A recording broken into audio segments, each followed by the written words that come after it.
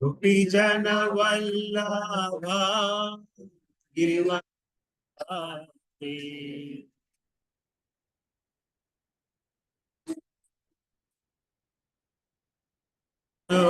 नंदन व्रज जन रंजन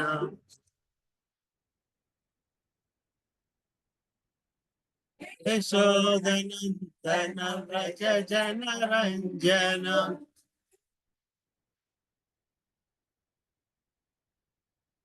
यमुना तीरावन चारी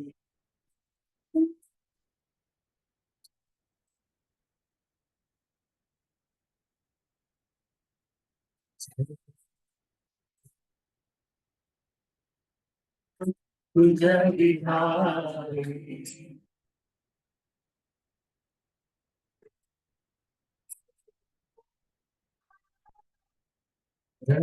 गोपी जन वल्लभा गिरिवरधारी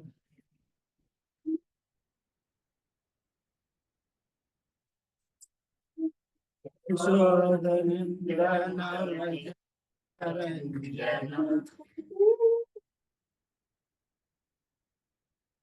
तीरावन चारी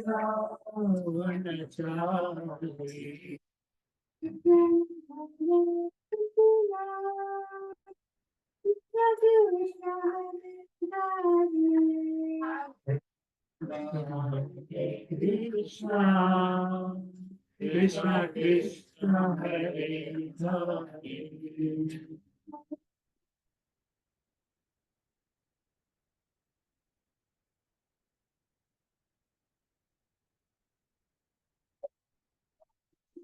हरे राम राम राम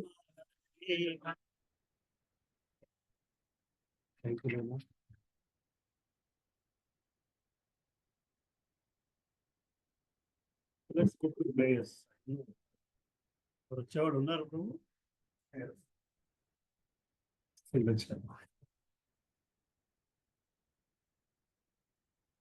హనుమాన్ జయంతి ఎఫెక్ట్ ప్రభు అక్కడ ఉన్నారమ్మా బెంగళూరు టెంపుల్లో ఉన్నారు హనుమాన్ టెంపుల్ ఉన్నారు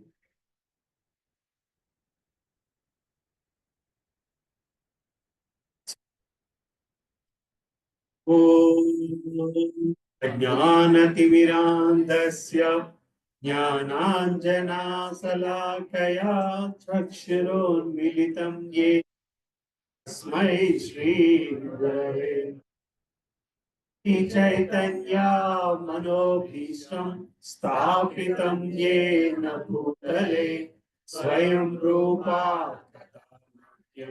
ददाति स्वापदान्तिकम् वन्देऽहं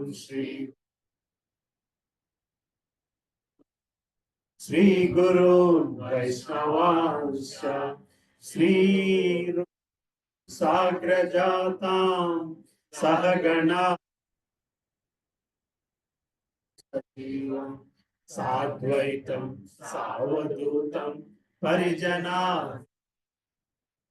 चैतन्यदेवं श्री राधा कृष्ण पदा सहगणा श्री विशाखान्वितांश्च हे कृष्णा करुणा सिन्धो दीनबन्धो जगत्पते गोपेशा गोपिका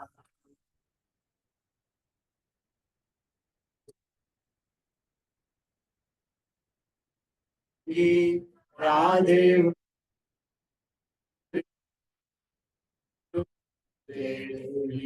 प्रणमामि हरिप्रिये वाञ्छाकल्पतरुभ्यश्च कृपा सिन्धुभ्य एव च पल्लवेभ्यो नमो नमः।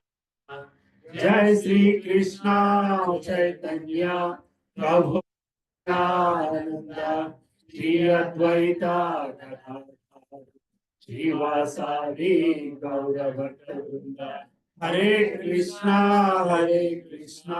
కృష్ణ కృష్ణ హరే హరే హరే రామ హరే రామ హరే హరే భగవతే వాసుదేవాయ ఓం భగవతే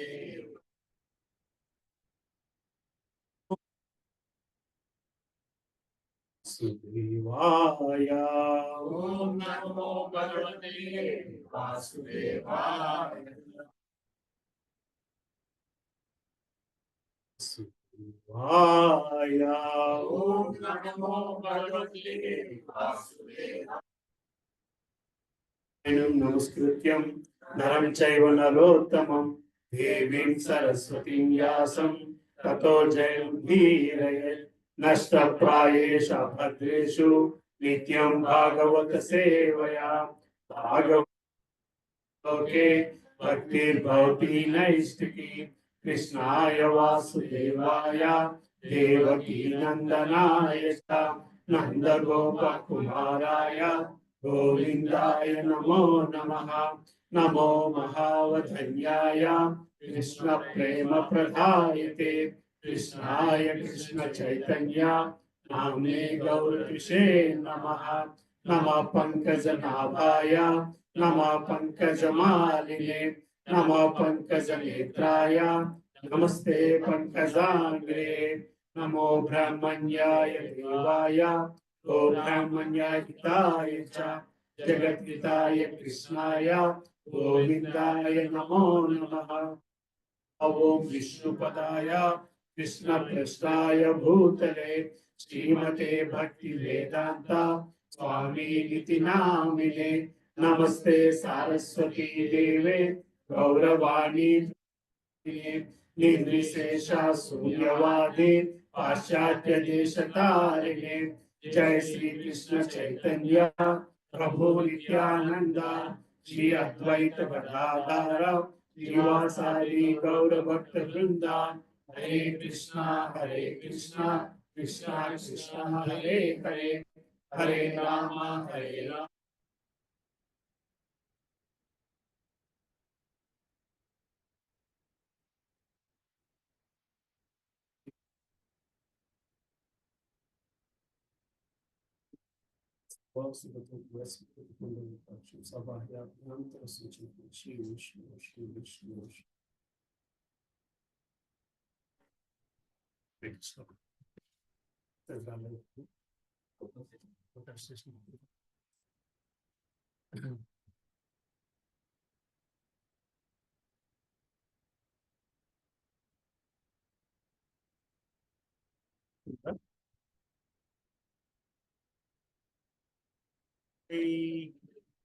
రెండు దాకా వెళ్ళాము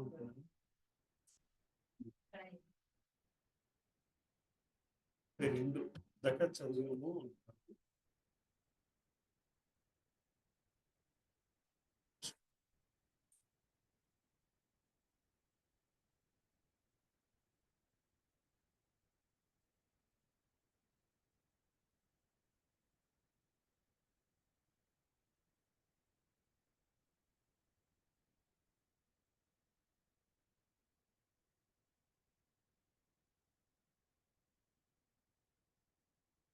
సో రెండో అధ్యాయములో ఆల్మోస్ట్ 32వ శ్లోకం దాకా చూసాం. స్వధర్మము సనాతన ధర్మం రెండింటిని ఎలా చేయాలి అన్నది దాకా చూసాము. 33 నుంచి యుద్ధాన్ని వదిలేస్తే దాని ద్వారా పాపము అపకీర్తి మరి విమర్శలకు గురవుతాయి అని చెప్పి కృష్ణుడు అర్జునుడికి చెప్తున్నాడు. అక్కడి నుంచి స్టార్ట్ చేసుకోవాలి, రైట్? సో బ్రాడ్ గా డివైడ్ చేస్తే చాప్టర్ ని అర్జునుడు శ్రీకృష్ణుడిని తన గురువుగా అంగీకరించడం మొదటి సెక్షన్ అయితే, సాంఖ్యయోగం రెండోది, ఆత్మ శరీరము తాలూకా బంధము, మళ్ళీ దానికి ఆధ్యాత్మికత, భౌతిక పదార్థం తాలూకా విశ్లేషణ చూసాము. 31 నుంచి 37 సకామ కర్మ. సో మళ్ళీ సకామ కర్మ అంటే మంచి కర్మ, రైట్? కర్మకాండకి కర్మయోగాకి తేడా ఏంటి? కర్మయోగ ఈ రెండు పదాలు వింటుంటాం. ఓకే. ధర్మ కరెక్ట్, కరెక్ట్, కరెక్ట్. సో నిర్దేశించిన కర్మను చేయడము కర్మకాండ అవుతుంది. రైట్. కర్మ. సో కర్మయోగం అనేసరికి ఆ నిర్దేశిస్తున్న కర్మని చేస్తూ భగవంతునితో బంధం ఏర్పరచుకోవడాన్ని కర్మయోగం. రైట్. కర్మకాండ, కర్మయోగం. కర్మయోగము అంటే ముందు నీ డ్యూటీని నువ్వు చేయడము కర్మకాండ. చాలా మంది నా డ్యూటీని నేను సవ్యంగా చేసి వెళ్ళిపోతే అది కర్మ. నేను కర్మ చేస్తున్నాను కదండి, సో నేను పూజ ఎందుకు చేయాలి అన్న భావంలో ఉంటాను. అది కర్మకాండ. దానివల్ల ప్రయోజనం ఉందా లేదా అంటే ప్రయోజనం ఉంది. అంత బుద్ధిగా కర్మలు తన పనులు తను చేసి వెళ్ళిపోతుంటే పుణ్యం చేసుకున్న వ్యక్తి అవుతాడు. పుణ్యం చేసుకునే వ్యక్తికి మన జన్మ మంచి జన్మ దొరుకుతుంది. స్వర్గలోకం దాకా వెళ్ళే అవకాశం వస్తుంది. అది కర్మకాండ అక్కడ దాకా తీసుకెళ్తుంది. కర్మయోగము కర్మతో యోగము పొందే స్థితిని పొందితే ఈ స్వర్గలోకానికి అతీతంగా తీసుకెళ్లే స్థాయికి తీసుకెళ్తుంది. దొరుకుతుంది కదమ్మా. సో ఇవాళ శ్లోకాల్లోని మనకి కొంతవరకు తేడా కనబడాలి కర్మకాండకి కర్మయోగానికి. రైట్. సో 31వ శ్లోకంలోని ఏం చూసాము? క్షత్రియుడిగా నీ ధర్మమును అనుసరించి ధర్మానుగుణమైన యుద్ధము చేయటి కంటే మేలైనది మరొకటి లేదు నీవు వలను. అందుచే నీవి విషయం సంశయం అవసరము లేదు. సో క్షత్రియుడిగా అది నీ ధర్మం. అది నీ ధర్మాన్ని నువ్వు చేయడం అది కర్మకాండ అవుతుంది. బేసికల్ క్షత్రియుడిగా అది నీ ధర్మం, బ్రాహ్మణుడిగా నీ ధర్మం. అయితే స్వధర్మం అది నీ ధర్మం. స్వధర్మాన్ని ఆశ్రయించి ధర్మాన్ని చేసుకుని వెళ్ళాలి. అందులో నువ్వు ఏమి ఆలోచించాల్సిన అవసరం లేదు. అసలు ఈ యుద్ధం చేయడం వల్ల నాకు పాపమే కానీ పుణ్యం రాదు. ఈ యుద్ధం చేయడం వలన నాకు కష్టమే కానీ మంచి జరగదు. ఈ యుద్ధం చేసి వీళ్ళెవ్వరూ లేని సుఖాన్ని నేను అనుభవించడంలో నాకు ఆనందం ఉంది అని నేను అనుకోవట్లేదు. ఇవన్నీ కదా అర్జునుడు చెప్పాడు. సో కృష్ణుడు ఏం చెప్తున్నాడంటే అవన్నీ కాదయ్యా, కేవలము అది నీ ధర్మము కాబట్టి నువ్వు యుద్ధము చేయవు. స్వర్గద్వారమును తెరిచినటువంటి యుద్ధావకాశమును కోరకనే అప్రయత్నముగా పొందినటువంటి క్షత్రియులు సౌఖ్యవంతుడు. సో నీ అంతటి నువ్వు ఆలోచించకుండానే నువ్వు కోరుకోకుండానే యుద్ధము నీ దగ్గరికి వస్తుంది, నిన్ను అడుగుతుంది. ఏమని? యుద్ధ అవకాశం వచ్చింది. ఈ అవకాశం వల్ల నువ్వు ఓడిపోతే, నువ్వు చనిపోతే స్వర్గానికి వెళ్తావు. అది నువ్వు కోరుకోకుండానే స్వర్గద్వారము నీ దగ్గర స్వర్గద్వారము కోరుకోకుండా రావడం క్షత్రియుడికి ఒక సౌఖ్యవంతమైన వరము. ఇటువంటి క్షత్రియుడిగా సౌఖ్యవంతమైంది కర్మకాండ చేసుకునే క్షత్రియుడు. అదే తన జీవితాన్ని సనాతన ధర్మం అంటే భగవంతుని చేరుకోవడం కోసం ప్రయత్నించిన వ్యక్తికి ఉన్న తేడా మనం కొంత అర్థం చేసుకోగలిగాలి.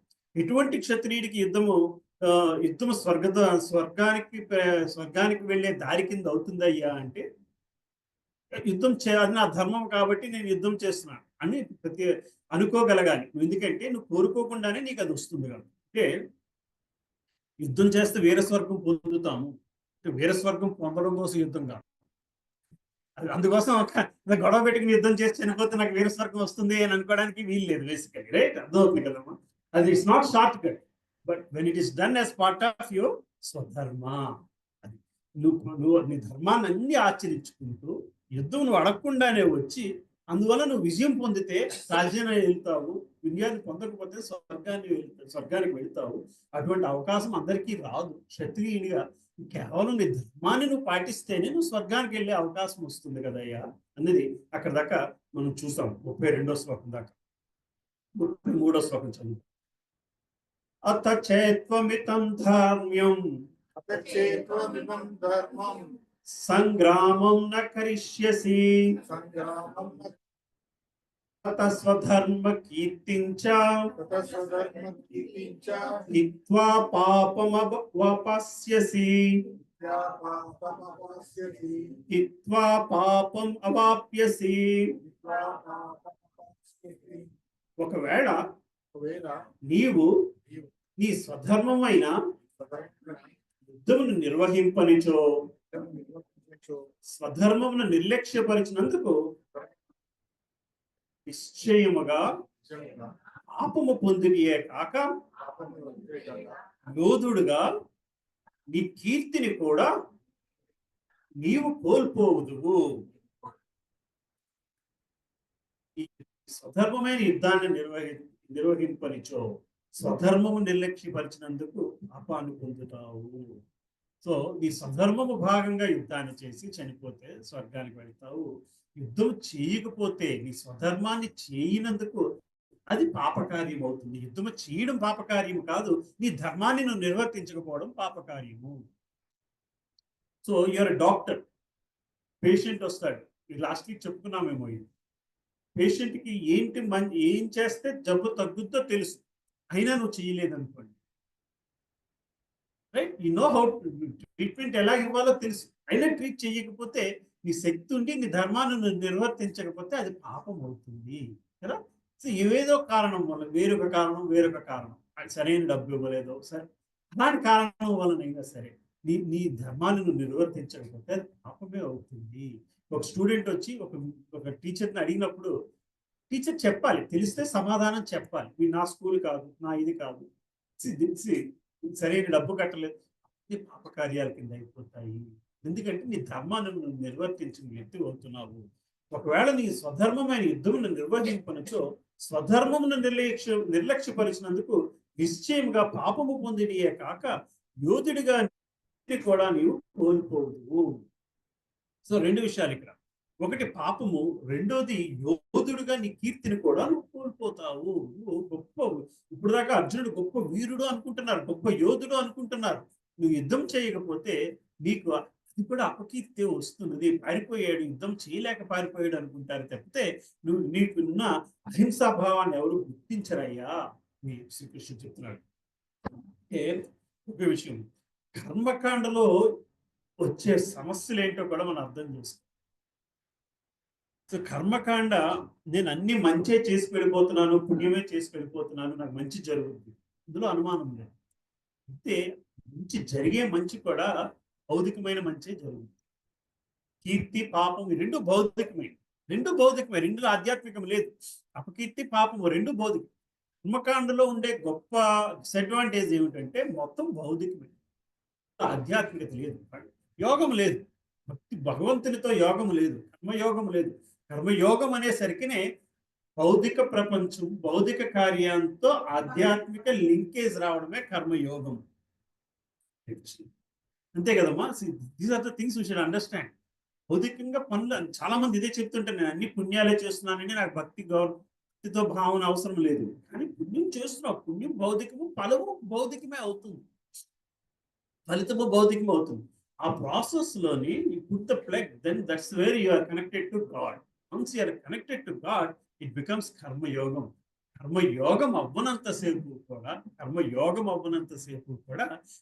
కర్మకాండ కిందే మిగిలిపోతుంది.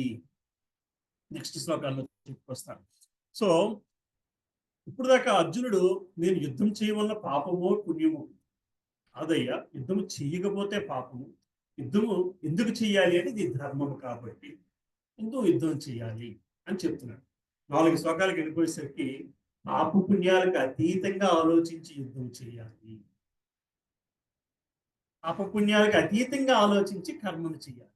This is first step. కర్మ మన ధర్మం కాబట్టి కర్మ చేయాలి అని చెబుతున్నారు.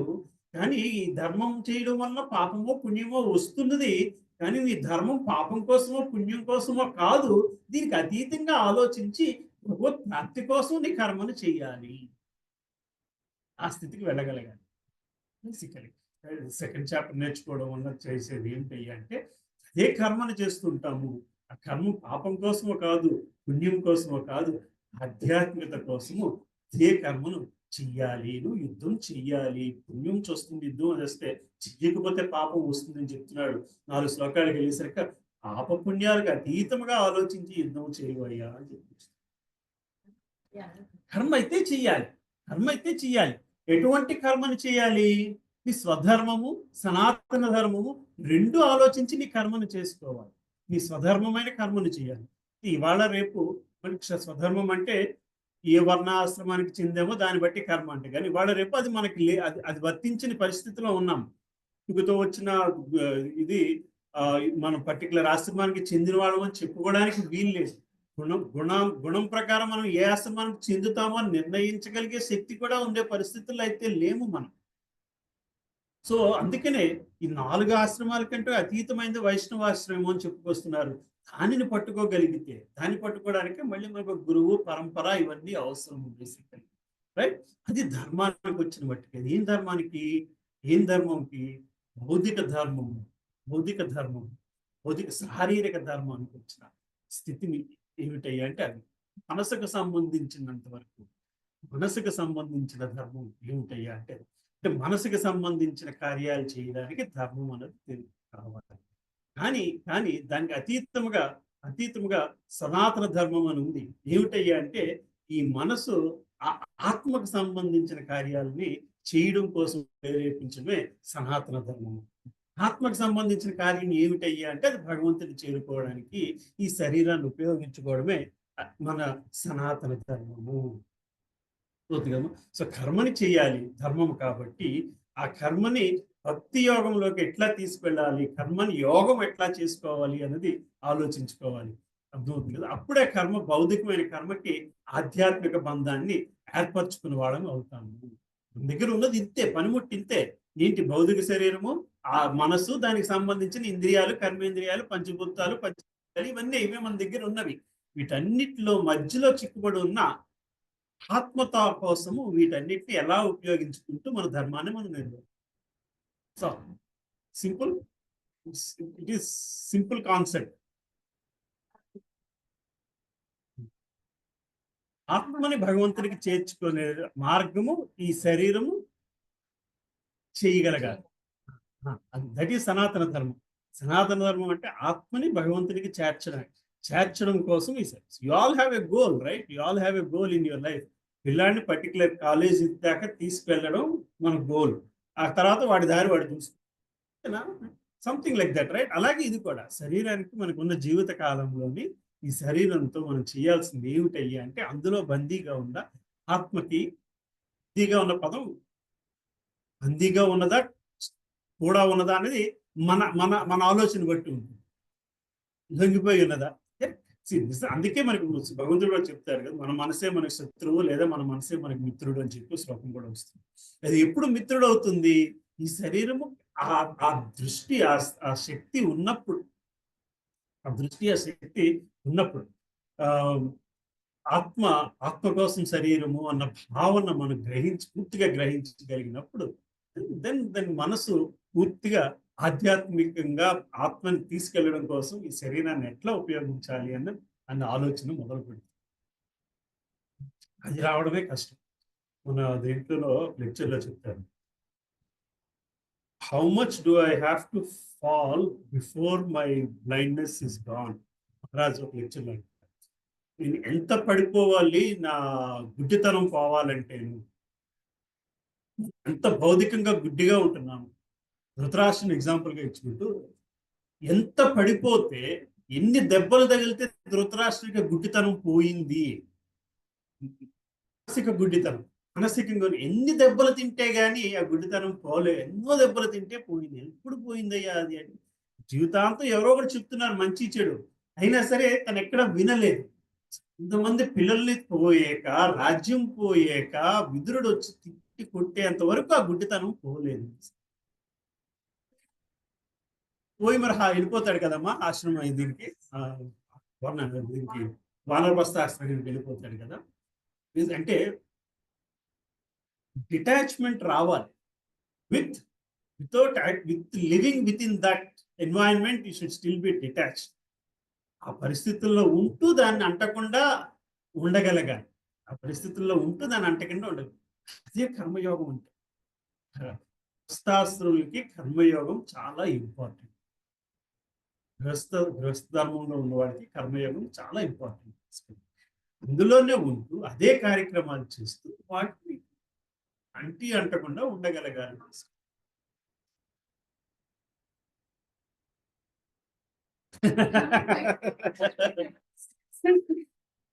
ఎక్కడికి వెళ్ళిపోతుంది నాకు అర్థం కాలేదు.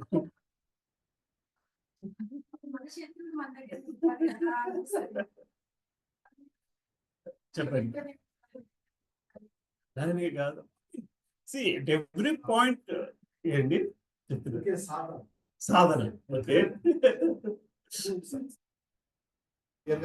డెఫినేషన్ ఉంది. స్వధర్మానికి చాలా అంబిగ్యూటీ అనిపిస్తుంది. అంటే అంబిగ్యూటీ అంటే ఇప్పుడు మనం చేసే జాబ్ బట్టి ఆ జాబ్ మనకు సర్వం చేయాలి. మన రోల్ ఉంటుంది కదా, ఉంటుంది. ఒక తండ్రిగా ఒక రోల్ ఉంటుంది, కొడుకు ఒక రోల్ ఉంటుంది. ఆ సదర్మం తండ్రి యొక్క సదర్మం ఏం చేయాలి, అది చేయాల్సి వస్తుంది.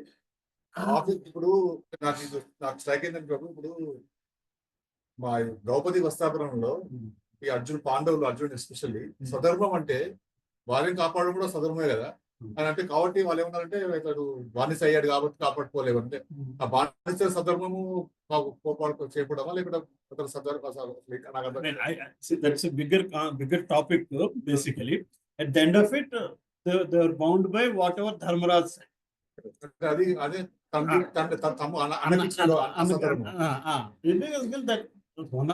ధర్మంలో భాగము అన్న చెప్పిన మాట వినడం. ఇంకోటి ఏంటంటే వాళ్ళు బానిసలు అయిపోయారు ఆల్రెడీ. సో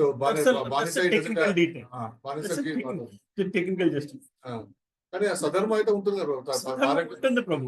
ఇప్పుడు పిల్లల్ని జాగ్రత్తలు చూసుకోవడం, భార్య పిల్లల్ని పోషించడం, ఇవన్నీ స్వధర్మంలో భాగమే. ఇవన్నీ స్వధర్మంలో భాగమే. దానికి కూడా ఓవర్లాపోయినప్పుడు నాకు అర్థం కాలేదు. అంటే కాన్ఫ్లిక్టింగ్ వస్తుంది. కాన్ఫ్లిక్ట్ ఎక్కడ వస్తుంది? అది వదిలేసాను, ధర్మరాజు కూడా వదిలేసాను, మన కూడా చూస్తున్నాం. ఆఫీస్ లో ఉంటాం మేనేజ్మెంట్ ఒక రోల్ ప్లే చేస్తున్నాం. అవును, ఆ రోల్ ధర్మం ఏంటంటే కంపెనీకి యజమానికి లాభాలు ఎక్కువ సంపాదించాలని. అది ఒక ఆర్గనైజేషన్ గోల్. మన స్వధర్మం ఏంటంటే మనం అది చేయదేమో షుడ్ బ్యాలెన్స్ అని వస్తుంది కదా. కాన్ఫ్లిక్ట్ అంటే అక్కడ what should be dominating swadharmam అని అంటే, స్వధర్మం అంటే what quality should be more. Prabhu, it doesn't matter prabhu. ఒక ఎంప్లాయీ రోల్ ప్రాఫిట్ మ్యాక్సిమైజేషన్, మీరు అన్న మాట నేను చెప్తున్నాను. బట్ స్టిల్ గాడ్ సెంట్రిక్ గానే చేయాలి, గాడ్ సెంట్రిక్ గానే చేయాలి. యాక్టివిటీలోని worst scenario what happens, you are not able to do the duty. What happens? worst scenario, you lose your job. Nothing more than that happens basically, right? So ee process lone the more you put your mental security in that particular job, the more you will suffer. That mental security has to be put in him, in God. It does not mean you should neglect your job. That does not mean you should neglect your job. కానీ job లోని అధర్మమైన పనులు చేయడానికి చేసే పరిస్థితి వస్తే మాత్రము you have to be careful about. Like చాలా వస్తూ ఉంటాయి కదా సిచ్యువేషన్స్. ఇంకా ప్రైవేట్ సెక్టర్లో తక్కువ, గవర్నమెంట్ సెక్టర్లో ఉన్న ప్రాబ్లమ్స్ ఏమండి? గవర్నమెంట్ సెక్టర్లో చాలా ప్రాబ్లమ్స్, అవన్నీ హ్యాండిల్ చేయడం అనేది. So we are choosing certain jobs, we are not doing certain jobs only because we think it is not our thing. Right? Today, if they give you 2 years of what you are doing, but you have to spend all your days time కొట్టాల్సిన పరిస్థితి, job తీసుకుంటారా? తీసుకోరు కదా. ఈ ఉన్న job కంటే 2 రెంతులు ఇచ్చినా సరే ఆ జాబ్ తీసుకునే పరిస్థితులు ఉన్నాం కదా. So those are some of the things that you have to sacrifice if need comes, basically. That's a sacrifice in itself, basically. So at the end of it, Prabhu, that will happen proportion to your surrender. It's not as simple as said, but that is where it happens. That's where it happens. There's no మనం దాని గురించి తలబద్దలు కొట్టుకోవాల్సినంత పని అయితే లేదు. ఉద్యోగ office విషయంలో ఒక particular problem solve అవ్వలేదు అయ్యింది అని దాని గురించి తలబద్దలు కొట్టుకోవాల్సినంత పరిస్థితి అయితే లేదు. ఆ ప్రాసెస్ మనం సరెండర్ అవ్వడానికి ఉపయోగపడ్డది అంటే then you have to thanks.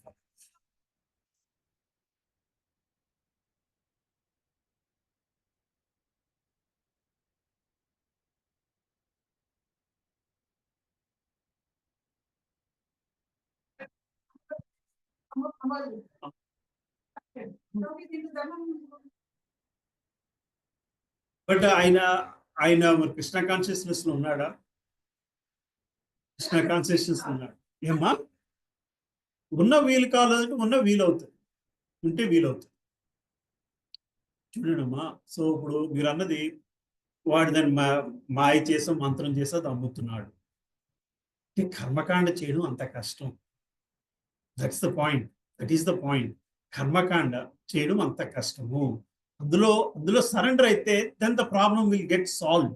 Because there is one more man sitting by you and helping you to do the same job. అదే మనం మరి ఏంటిది సతీ సులోచన స్టోరీ కానీ, సక్కుబాయి స్టోరీ కానీ, ఇందులో వీటన్నిటిలో అది చూసేది అదే కదా.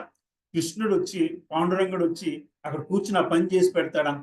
అంత ఆవిడ నా ధర్మం కాబట్టి రాత్రంతా కూర్చుని ఇస్రాయాలి అనుకుంటుందా, విసురుదామని కూర్చుంటుంది. కానీ 5 నిమిషాలు అది అలసిపోతుంది. పాండురంగుడు వచ్చి మిగతా పని చేసి వెళ్తాడు. అర్థమవుతుంది కదమ్మా. స్వధర్మంలో భగవంతుడు లేకుండా స్వధర్మము చేయడము, కర్మకాండ చేయడము కూడా కష్టమైన పని. ఎస్పెషల్లీ ఇంత మాతాజీ చెప్పినట్టు గవర్నమెంట్ జాబ్లో కానీ వేరే జాబ్లో కానీ చాలా కష్టమైన పని అవుతుంది. సో కర్మకాండని మించిన కర్మయోగం ఉంది కాబట్టి ఈ కార్యక్రమంలో ఈ పని చేయడం వల్ల ఇది మీరు అన్నారు పదాలు ఏంటది, మారేడికాయ మసిపూసి దాన్ని మారేడికాయ చేసి అమ్మాలి అని. దాంట్లో కూడా భగవంతుడా నాకెందుకు ఇలాంటి పని చెప్పావు, ఎందుకు పని ఇచ్చావు అని చెప్పి చేసుకున్నాడే అనుకోండి, భగవంతుడు మార్గం చూపెడతాడు. లేదు విన్నాను, పదాలు విన్నాను. మసిపూసి మారేడికాయ ఒకటమ్మా, ఈరోజు మార్కెటింగ్ అలాగ అయిపోయింది. సో మనం చేయాల్సిన పని ఏమిటంటే అవతల వాడు చెప్పినప్పుడు అది నిజమైందా మసిపూసిన మారేడికాయ అని మనం గ్రహించగలగాలి. That comes to not only material world, even అవతల వాడు చెప్పే స్పిరిచువల్ మాటను కూడా మనం అలాగే వినాల్సిన పరిస్థితి వచ్చేసింది. సరే, నేను భాష్యం చదువు. అర్జునుడు ప్రసిద్ధిగాంచిన యోధుడు శివునితో సహా పలువురు దేవతలతో యుద్ధము చేసి అతడు గొప్ప కీర్తిని సంపాదించాడు. వేటగాని రూపంలో ఉన్నటువంటి శివునితో పోరాడి అతన్ని ఓడించాడు. ఆ విధముగా అతడు శివుని మెప్పించి అతని నుండి పాశుపతాస్త్రమును బహుమానముగా పొందాడు. అర్జునుడు గొప్ప యోధుడని అందరూ ఎరుగగలరు. ద్రోణాచార్యుడు కూడా అతనికి అనేక వరములను మరియు గురువును కూడా వధింపగల శక్తివంతమైన ప్రత్యేక ఆయుధమును అతనికి ప్రసాదించాడు. ఈ విధముగా అర్జునుడు పలువురు పెద్దల నుండి ఉత్తముగా కావాల్సిన అర్హతలన్నీ సంపాదించాడు. ఈ విధముగా స్వర్గాధిపతి మరియు జనకుడైన ఇంద్రుడి నుంచి అతను వరములు పొందాడు. అని ఇప్పుడు అతడు యుద్ధమును త్యజించినచో అతడు క్షత్రియునిగా తన స్వధర్మమును నిర్లక్ష్యపరిచే కాకుండా యుద్ధము నుండి విరమించడం ద్వారా అతను నరకమును పొందును. So the more what you call it equipped you are, the more responsible you are. Promotions వచ్చిన కొద్దీ స్వధర్మం కరెక్ట్గా చేస్తున్నామా లేదా అని మనం మరింత ఎక్కువగా క్వశ్చన్ చేసుకోవాలి. రెస్పాన్సిబిలిటీ అంత ఎక్కువ పెరుగుతుంది. అదంతా స్వధర్మంలో భాగమే. సో అక్కడికి వెళ్ళి మనం వెనకడికి వేస్తే అది స్వధర్మం చేయని వాడి కింద అవుతుంది, అది పాపం అవుతుంది అని చెప్తున్నాడు ప్రభుపాదులు గారు. లాస్ట్ టైం ఇప్పుడు ఒక ఎగ్జాంపుల్ కూడా ఇచ్చుకున్నారు. రైట్, లాస్ట్ ఓవర్ బౌల్ చేసే బౌలర్ ఇప్పుడు నేను బౌల్ చేస్తే గేమ్ ఓడిపోతాను, నేను బౌలింగ్ చేయను అన్న టైప్లో ఉంటుంది అర్జునుడు.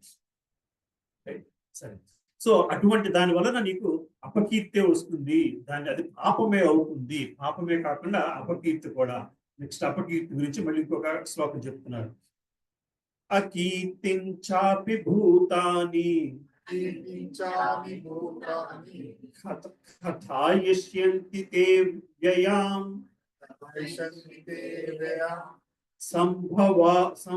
సంభవాతిస్య చ కీర్తి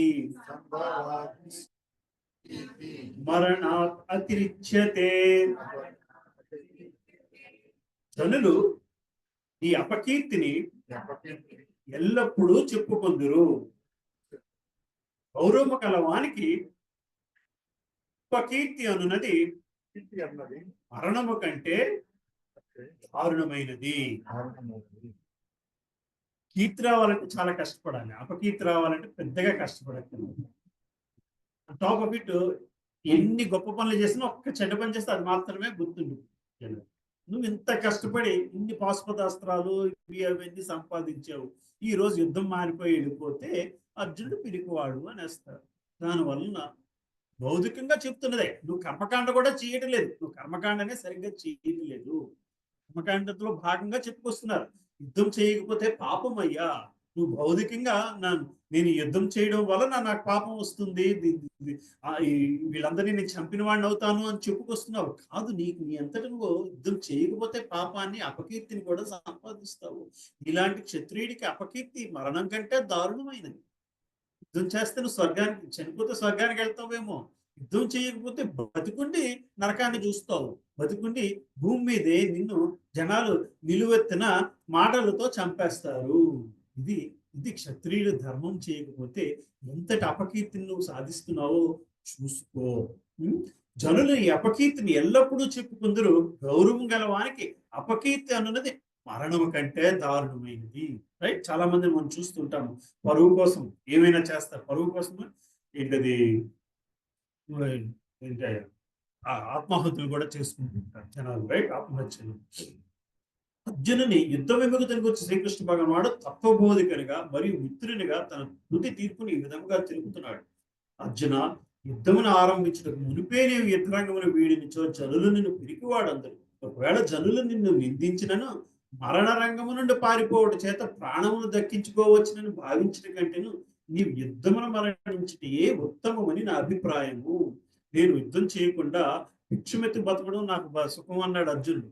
నీకు అందులో సుఖం కాదయ్యా, అందువల్ల నువ్వు పాపం చేసిన వాడివి అవుతావు. అంతేకాదు, నీ ధర్మం నువ్వు చేయకుండా పారిపోవడం వలన నీకు ఇంతటి అపకీర్తి వస్తుందో చూసుకో. గౌరవము గల నీ వంటి వానికి అపకీర్తి అన్నది మరణం కంటే దారుణమైనది కనుక ప్రాణభీతితో నువ్వు యుద్ధము నుండి పారిపోరాదు. యుద్ధమును మరణించటే ఉత్తమం. అది నా స్నేహమును దుర్వినియోగపరచుట నుండి మరియు సంగమునంద గౌరవం కోల్పోయి అపకీర్తి పొందుట నుండి నిన్ను కాపాడు.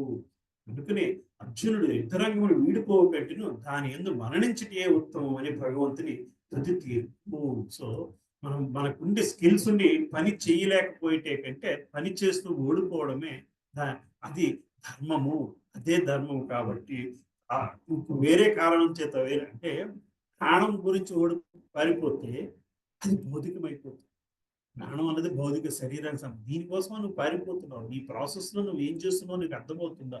నీ ధర్మాన్ని, స్వధర్మాన్ని, సనాతన ధర్మాన్ని వీటన్నిటినీ మంట కలుపుతున్నావు. రైట్, నీకు తెలిసిన నాలెడ్జ్ అంతా ఎక్కడికి పోయింది అని చెప్పుకొస్తున్నాడు. సరే, నెక్స్ట్ స్టార్ట్. భయాద్రణదు పరతరం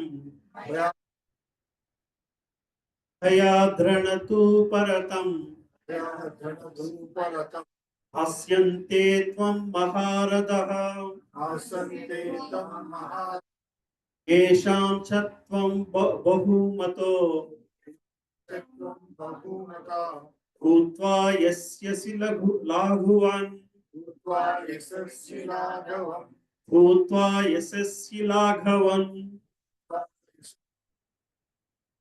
ఈ పేరు ప్రతిష్టలేడా గొప్ప గౌరవం కలిగి ఉన్న సేనా నాయకులు దైవం చేతనే యుద్ధ రంగమును నీవు వీడితమని భావించి నిన్ను చులకన చేయుదురు.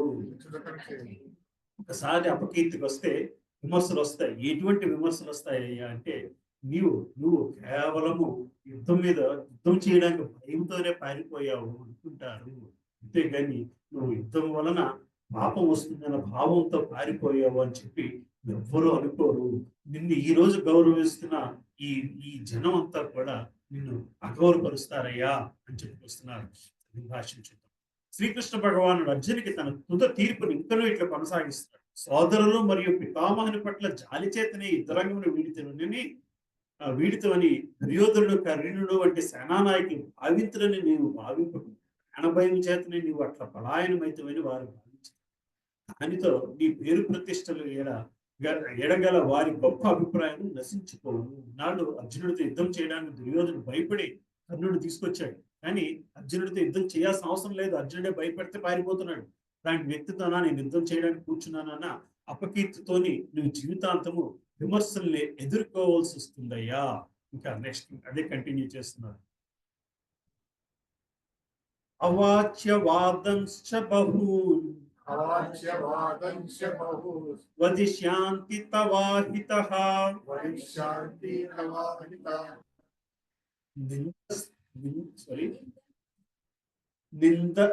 నిందంతస్తవ సామర్థ్యం కర్కస్తవ సామర్థ్యం తథా దుఃఖధరం ను కిం దుఃఖకరం కిం తతో దుఃఖధరం ను కిం. ఎంతో దుఃఖకరం కిం. నీ శత్రువులు శత్రువులు నిన్ను నిన్ను పలు నిర్దయ వాక్యములతో ఏ వాక్యములు వర్ణించుచు వర్ణించు నీ సామర్థ్యమును నిందింతురు. ఇంతకంటేను కంటేను నీకు దుఃఖతరమైనది మరేమి గలదు. సో పాపము పుణ్యము అని చెప్పుకొచ్చావు. ఇంతకంటే దుఃఖతరమైన పాపము గాని, ఇంతకంటే దురదృష్టకరమైన జీవితం గాని ఉండదు. ఇన్నో నీ శత్రువులు ఎన్నో వాక్యాలతో వర్ణిస్తూ నీ సామర్థ్యాన్ని నిందిస్తారు. అర్జునుడికి యుద్ధం చేయడానికి ఎంత పెరిగితనంతో పారిపోయాడో అని చెప్పుకొస్తూ నేను విమర్శిస్తారయ్యా అని చెప్పుకొస్తున్నాడు. అర్జునుడు చూపించిన అవాంఛనీయమైన జాలిని చూసి శ్రీకృష్ణ భగవానుడు తొలుతూ ఆశ్చర్యపోయాడు. అట్టి జాలి నార్యులకు మాత్రమే తగినదని అతను వివరించి తెలిపింది. ఈ విధంగా భగవానుడు అనేక వాక్యములతో అర్జునుడిని సాక్ష్యార్థి బుద్ధికి విరుద్ధముగా తన వాదనని నిరూపించి ఉన్నాడు. ఎన్నెన్నో విధాలుగా అర్జునుడికి చెప్పడానికి ప్రయత్నించాడు కృష్ణుడు. ఏమని అయ్యా అంటే, నీవు ఈ యుద్ధాన్ని నీ ధర్మం కింద తీసుకోవాలి. దీనిని చెయ్యకపోతే, నీ ధర్మాన్ని చేయకపోతే అది పాపమే కాదు, దానివల్ల అపకీర్తి వస్తుంది. దానివల్ల నువ్వు ఎన్నో నిందలు ఎదుర్కోవాల్సి వస్తుంది. ఆఖరి శ్లోకంగా చెప్పుకొస్తున్నారు. అహతో వా ప్రాప్యసి స్వర్గం జిత్వా న భోక్ష్యసే మహీం తస్మాత్ ఉత్తిష్ఠ కౌంతేయ యుద్ధాయ కృత నిశ్చయః.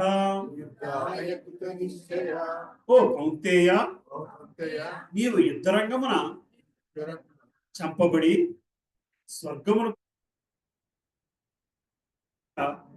యుద్ధమును జయించి రాజ్యమును అనుభవించడియో జరగగలదు. కావున కృత నిశ్చయుడవై ఈ యుద్ధరంగమున చంపబడి స్వర్గాన్ని పొందడము లేదా యుద్ధమున జయించి రాజ్యాన్ని అనుభవించడం జరుగుతుందయ్యా. అందువలన ఇది విజయమో వీర స్వర్గమో, ఇందువలన నువ్వు ఆలోచించకుండా యుద్ధం చేయడానికి రెడీ అవ్వు, యుద్ధం చేయమని నిశ్చయుడు అని శ్రీకృష్ణుడు అర్జునుడికి చెప్తున్నాడు. అర్జునుని పక్షమునకు జయము కలుగునని నిశ్చయము లేకునను అతడు యుద్ధము చేయవలసి అని. ఎందుకనగా అటు యుద్ధమునందు మరణించినను అతడు స్వర్గలోకమును పొందుటకు అవకాశం కాగలదు. సో ఈ సెక్షన్ తోని యుద్ధం ఎందుకు చేయాలి, విజయం సాధించినప్పటికీ ఆనందం లేదు అన్నాడు అర్జునుడు మొదటి అధ్యాయంలోని. నేను విజయం సాధించినప్పటికీ వీళ్ళందరూ చనిపోయి ఉంటే నాకు ఎటువంటి ఆనందం అన్న దానికి సమాధానంగా భగవంతుడు ఈ 31 నుంచి 37వ శ్లోకంలో చెప్పుకొచ్చారు. ఏం చెప్పుకొచ్చారా అంటే, నువ్వు చెయ్యకపోతే అది పాపకార్యం అవుతుంది, ఇందుకోసమైనా నువ్వు యుద్ధం చేయాలి. లేదా పారిపోయావంటే నిన్ను నిందిస్తారు తప్పితే నిన్నెవరు పొగిడేవాళ్ళు లేరు, అపకీర్తిని పొందుతావు, విమర్శలకు గురవుతావు. యుద్ధం చేస్తే నువ్వు రాజ్యాన్నైనా సంపాదిస్తావు, లేని పక్షంలో కనీసం వీర స్వర్గాన్నైనా పొందుతావు. అందువలన యుద్ధం చేయడంలో ఆనందం లేదు అన్న పదానికి అర్థం లేదు అని చెప్పి శ్రీకృష్ణ భగవానుడు ఈ శ్లోకాలు చెప్పుకొస్తున్నాడు. మనలో కూడా చాలా మంది గృహస్థాశ్రమంలో ఉన్నప్పుడు పనులు చేయకుండా కూర్చుంటారు. భగవంతుడు పనులు చేయకుండా కూర్చోవడం తప్పు, పని చెయ్యాలి, చేయకపోతే పాపమే జరుగుతుంది అని చెప్పుకొస్తున్నారు. సో జనరల్ గా మనుషుల్లోని మంచివాళ్ళు అంటే చట్టానికి కట్టుబడి ఉండేవాళ్ళు, పద్ధతులు పాప కార్యం చేయని వాళ్ళు చాలా మంది తాము కర్మిలుగా మిగిలిపోతారు, లేదా జ్ఞానులు అవుతారు, లేదా తపస్సు ద్వారా అష్టాంగ యోగం ద్వారా చేసుకుంటూ ఒక మంచి మార్గంలోకి వెళ్దామని భావిస్తుంటారు. అల్టిమేట్ గా భక్తి మార్గంలోకి వెళ్ళడానికి వెళ్ళే వాళ్ళు కొంతమంది ఉంటారు. అయితే కర్మిలు చాలా మంది సకామ కర్మ దగ్గర ఆగిపోతుంటారు. ఎప్పుడైతే సకామ కర్మ దగ్గర ఆగిపోతే అది పుణ్యకర్మ అవుతుంది. పుణ్యకర్మ వల్ల మళ్ళీ పాపమో పుణ్యమో దాని ప్రకారం మళ్ళీ జన్మ తీసుకోవాల్సి వస్తుంది. ఎప్పుడైతే కర్మని నిష్కామం చేసుకుంటామో, నిష్కామం చేసుకోవడం అంటే కర్మ యోగాన్ని పొందడం నిష్కామ కర్మ. జ్ఞానులు చాలా మంది మాయావాదత్వానికి వెళ్ళిపోతారు, లేదా భక్తులుగా మారతారు. ఆ జ్ఞానంతోని, నేర్చుకున్న జ్ఞానంతోని ఇద్దరు you go this side or that side basically. ఎప్పుడైతే జ్ఞాని భక్తులు అవుతారు అంటే కర్మ ద్వారా ఏది నిష్కామ కర్మ ద్వారా భగవంతుని పొందుతారు. జ్ఞానులు భక్తులై భగవంతుని పొందడానికి ప్రయత్నిస్తారు. యోగులు అష్టాంగ యోగంలోని పరమాత్మతోని బంధాన్ని ఏర్పరచుకోగలుగుతారు. అక్కడి నుంచి దాన్ని మెయింటైన్ చేయగలిగితే ముక్తి వస్తుంది. భక్తులు మాత్రము కేవలం భక్తి ద్వారానే భగవంతుని చేరుకుంటారు. సకామ కర్మ, నిష్కామ కర్మ. సో దిస్ ఇస్ ఎస్ఎస్ఆర్ లో స్లైడ్ అమ్మా, అందుకని సో ఆల్రెడీ డిస్కస్ చేసిందండి. కర్మయోగము, జ్ఞానయోగము, అష్టాంగ యోగము, భక్తి యోగము, ఇవన్నీ కూడా స్టెప్ బై స్టెప్ అవ్వాలి. రైట్. సో మనకి భగవద్గీతలోని ఈ 4 అంశాలు మనకి నేర్పుకుంటూ వస్తారు. పని యొక్క ఫలాలను ఆశించకుండా ఉండడం కర్మయోగం అయితే, భగవంతుని జ్ఞానం ద్వారా మన వివేకాన్ని పెంపొందించుకోవడము జ్ఞానయోగం అవుతుంది. భగవంతుడిపై దృష్టి పెట్టడానికి మనస్సు నియంత్రించే ప్రక్రియ అష్టాంగ యోగము. అతీంద్రియ భక్తి సేవల ద్వారా భగవంతుని పారవస్యంలో మునిగే యోగము భక్తి యోగము. రైట్. సో నాలుగు కూడా at some point they have to converge into that relationship with God basically. ఫలితాల పట్ల ఎటువంటి ఆశ లేకుండా విధులను నిర్వర్తించడము అంటే కర్మయోగంలో ఎటువంటి ఫలితాలు లేకుండా అంటే కొడుకు నుండి ఏమీ ఆశించకుండా తండ్రి తన కొడుకును రక్షించు. నిష్కామ కర్మ కూడా భగవంతునికి మరి భక్తి గురించి పూర్తి అవగాహన ఇవ్వదు. వలన ఫలితం పట్ల ఒక ఆశ పెంచుకోకపోవచ్చు, కానీ తాను చేసే కార్యం పట్ల మమకారం పెంచుకోవచ్చు. ఫలితం పట్ల ఆశ పెంచుకోకూడదు అని చెప్తున్నాము, కానీ ఆ ప్రక్రియలోని చేసే కార్యం మీద మమకారం పెరిగిపోయే అవకాశం ఉంది అంటున్నారు. కర్మయోగంలో వచ్చే పిట్ ఫాల్స్, దానివల్ల వచ్చే డ్రాబ్యాక్స్ ఏమిటయ్యా అంటే, నిజంగా కర్మయోగం అర్థమయ్యి నిష్కామ కర్మ చేసుకుంటూ వెళుతున్నా సరే ఫలితం మీద మమకారం లేకపోయినా చేసే పని మీద మమకారం పెరిగిపోయే అవకాశం ఉంది. అట్లాగే నిష్కామ కర్మ అనేది కర్మయోగానికి నాంది. సో నిష్కామ కర్మ భగవంతుడితో బంధం ఏర్పరచుకోవడానికి కర్మ చేసే కర్మ కూడా అది ఫస్ట్ స్టెప్ మాత్రమే. ఫైనల్ గా భక్తి యోగంలోకి ఎండ్ అవ్వాలి. కర్మయోగం అంటే కార్యాచరణ మరియు ఫలితం రెండింటిని ఏమి ఆశించకపోవడము. దేవుడు వారి భోగాలను అంగీకరిస్తున్నాడో లేదో కర్మయోగులకు తెలియదు, కానీ జ్ఞానయోగులకి తెలుసు. సో కర్మయోగి ప్రతిదీ గాడ్ సెంట్రిక్ గా చేయాలి అని చెబుతున్నాము, కానీ ఆ ప్రాసెస్ లో భగవంతుడికి నిజంగా అర్పిస్తున్నామా లేదా అన్న భావనలోని ప్రాబ్లం వస్తుంది కర్మయోగులకి. జ్ఞానయోగులు కొంతవరకు దాన్ని అర్థం చేసుకోగలరు, కానీ భక్తి యోగులు మాత్రము కేవలము ఆ లక్ష్యంతోనే పనులు చేయడం మొదలు పెడతారు. కర్మయోగ అన్నది భక్తి యోగ పట్ల క్రమముగా ఎదిగే ప్రక్రియ. భక్తి యోగానికి క్రమముగా ఎదిగే ప్రక్రియ. లక్ష్యము భక్తి యోగ, కానీ కర్మయోగం నుంచి ప్రారంభించవలసి ఉంటుంది. ఫైనల్ డెస్టినేషన్ భక్తి యోగ అయినా సరే అది మనము కర్మయోగం నుంచి స్టార్ట్ చేయాల్సి వస్తుంది. ఎస్పెషల్లీ గృహస్థాశ్రమ ధర్మంలో ఉన్న వాళ్ళకి ఇదే స్టార్టింగ్ మార్గము అవుతుంది. రైట్. సో ఇక్కడ దాకా చూసుకున్నాము చాప్టర్ లోని. సో నెక్స్ట్ శ్లోకాలకు వెళితే 35, 38 నుంచి ద్వంద్వాలతోని స్థిత ప్రజ్ఞతను ఎట్లా కనబరుచుకోవాలి, బుద్ధియోగం అంటే ఏంటంటే ఈ బుద్ధి ద్వారా భగవంతుని ఎట్లా దగ్గర అవ్వాలి అన్నది చూద్దాం. బుద్ధియోగం అంటే ఇటువంటి బుద్ధిని మాట్లాడుతాం. ఇప్పటిదాకా పర్లేదమ్మా, క్లియర్ గానే ఉందా? క్వశ్చన్స్ ఉన్నాయా?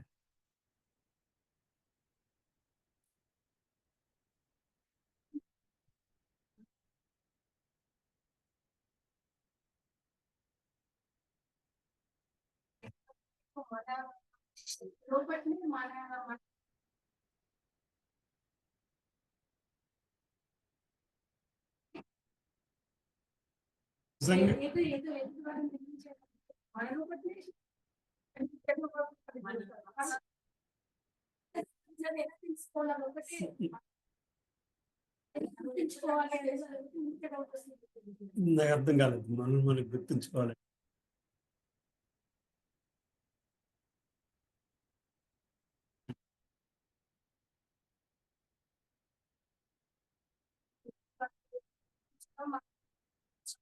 వాళ్ళని ఒక్కొక్కసారి మనం విని వాళ్ళు చెప్తుంటే కరెక్ట్ ఏమో అనుకుంటున్నాం.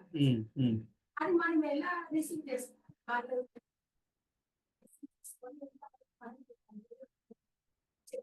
సో సో ఈ ప్రాసెస్ లో కృష్ణుడు ఎక్కడున్నాడు చెప్పండి. ఏం ప్రభు? మధ్యలో కృష్ణుడు ఎక్కడున్నాడు? కృష్ణుడు లేకపోతే వాళ్ళు ఏం చెప్పినా మనం ఏ విన్నా రెండు ఎగ్జాంపుల్ కావాలి నాకు. ఒక స్పెసిఫిక్ ఎగ్జాంపుల్ ఏమన్నట్టు మైండ్ అంటే చెప్పండి.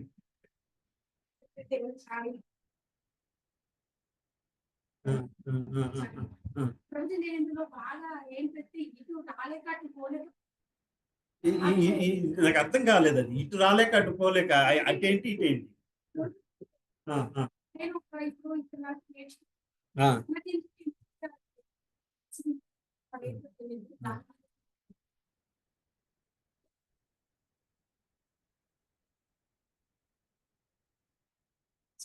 అవుతున్నాయి. నేను చాలా దూరం అవుతున్నాను, ఎందుకంటే మాకు ఇక్కడ కన్ఫ్యూజన్ అయిపోతుంది. ఉండకూడదు. ప్రభుజీ మాతాజీతో ఉంటున్నాను.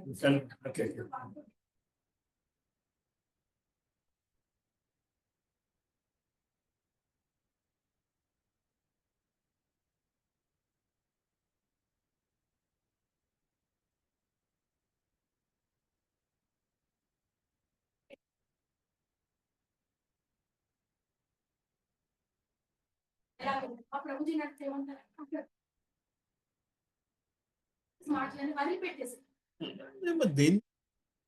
అగైన్ ఇందాక చెప్పినట్టు, if it is not helping you progress in Krishna consciousness, there's no point in taking it too hard. Good, nice discussion, good discussion. అందులో కృష్ణుడు ఉంటే తీసుకోండి, లేకపోతే అది అక్కడే వదిలేసేయండి. బేసికలీ అంతా అక్కడే వదిలేసేయండి, రైట్? సో ఇంకా మనలో ఉన్న కోపాన్ని జయించడం, వీటన్నిటిని అవన్నీ మనం కష్టం అమ్మా, అవన్నీ మనం జయించలేము. కోపాలని వీటిని ఇవన్నిటిని కూడా మనం జయించలేము. అవన్నీ జయించబడతాయి. మనంతటా మన ప్రయత్నంతో జయించడం చాలా కష్టం. బేసికలీ అర్థమవుతుంది కదమ్మా. ఇప్పుడు ఒకళ్ళ మీద ఈర్ష్య వచ్చింది అంటే మీకు తెలుస్తుంది కదా. ఇప్పుడు ఈర్ష్య అనేది తప్పు అనే పదం తెలుస్తుంది. ఎట్లా జయించడం అనేది క్వశ్చనబుల్ అవుతుంది. ఇఫ్ యు రియల్లీ ఎవరినైనా చూసి ఎన్వి వస్తే వాళ్ళని ఇంకా ఎక్కువ పొగిడేమంటారు. ఇప్పుడే మీ ఈర్ష్య పోతుందని వాళ్ళని ఇంకా ఎక్కువ పొగడమే. వాళ్ళకి ఇంకా సరెండర్ అయిపోతే ఈర్ష్య ఉండదు. సరెండర్ అవ్వడం వల్ల మీకేం వచ్చిన నష్టం లేదు. సరెండర్ అవ్వకపోవడం వలన మీరేం ఆధ్యాత్మికంగా ఎదిగిపోరు. సరెండర్ అవ్వకపోవడం వలన ఆధ్యాత్మికంగా ఎదిగిపోరు. So bottom line, what is going to help you in spiritual progress? What is it feeding you? అది మీ బుద్ధిని పెంపొందిస్తుందా, అహంకారానికి పెంపొందిస్తుందా, మనసుకి ఆనంద పెడుతుందా? ఇవన్నీ మనల్ని మనం క్వశ్చన్ చేసుకోవాలి. ఈ మూడింటిని ఆనందపరిచినా పెద్ద ఇంపార్టెంట్ కాదు. మూడింటిని ఆనందపరిచేది కూడా ఇంపార్టెంట్ కాదు. అర్థమవుతుంది కదమ్మా. ఎందుకంటే మనస్సుని భౌతికంగా ఆనందపరిచే విషయము టెంపరరీ. ఇనీషియల్ స్టేజెస్ లో you are feeling good about it. So చాలా మంది మనకి క్లాసెస్కి ఎవరు వస్తారయ్యా అంటే, నేర్చుకోవాలని అనుకునే వాళ్ళు వస్తారు. వాళ్ళు ఇగో ఇక్కడ సాటిస్ఫై అవుతుంది అనుకుంటే వస్తారు. క్లాసెస్కి వచ్చే వాళ్ళు కూడా అలాగే ఉంటారు. ఇక్కడ వాళ్ళ ఇగో సాటిస్ఫై అవుతుంది అంటే క్లాస్కి వస్తారు. ద మూమెంట్ ఏదో ఒక రోజు ఆ ఇగో దెబ్బతిన్నప్పుడు మన నుంచి క్లాస్లో కనబడదు. Then they'll search for some other place where that ego is being satisfied. So that kind of progress will not take you long. అది స్పిరిచువల్ ప్రోగ్రెస్ వైపు ఎంతో దూరం తీసుకెళ్ళదు. కృష్ణ కాన్షియస్నెస్ అంత ఈజీ కాదు. ఈ మార్గంలోకి వద్దామనుకున్న వాళ్ళు ఎంతమంది, వద్దామనుకున్న వాళ్ళు ఇచ్చిన తర్వాత సాధన చేస్తున్న వాళ్ళు ఎంతమంది. నిన్న క్లాస్లో గౌరవ్ ప్రభు క్లాస్ బోస్టన్లో క్లాస్ అయితే నేను ఆన్లైన్ విన్నా. ఆ క్లాస్లోనే ఆయన ఇవే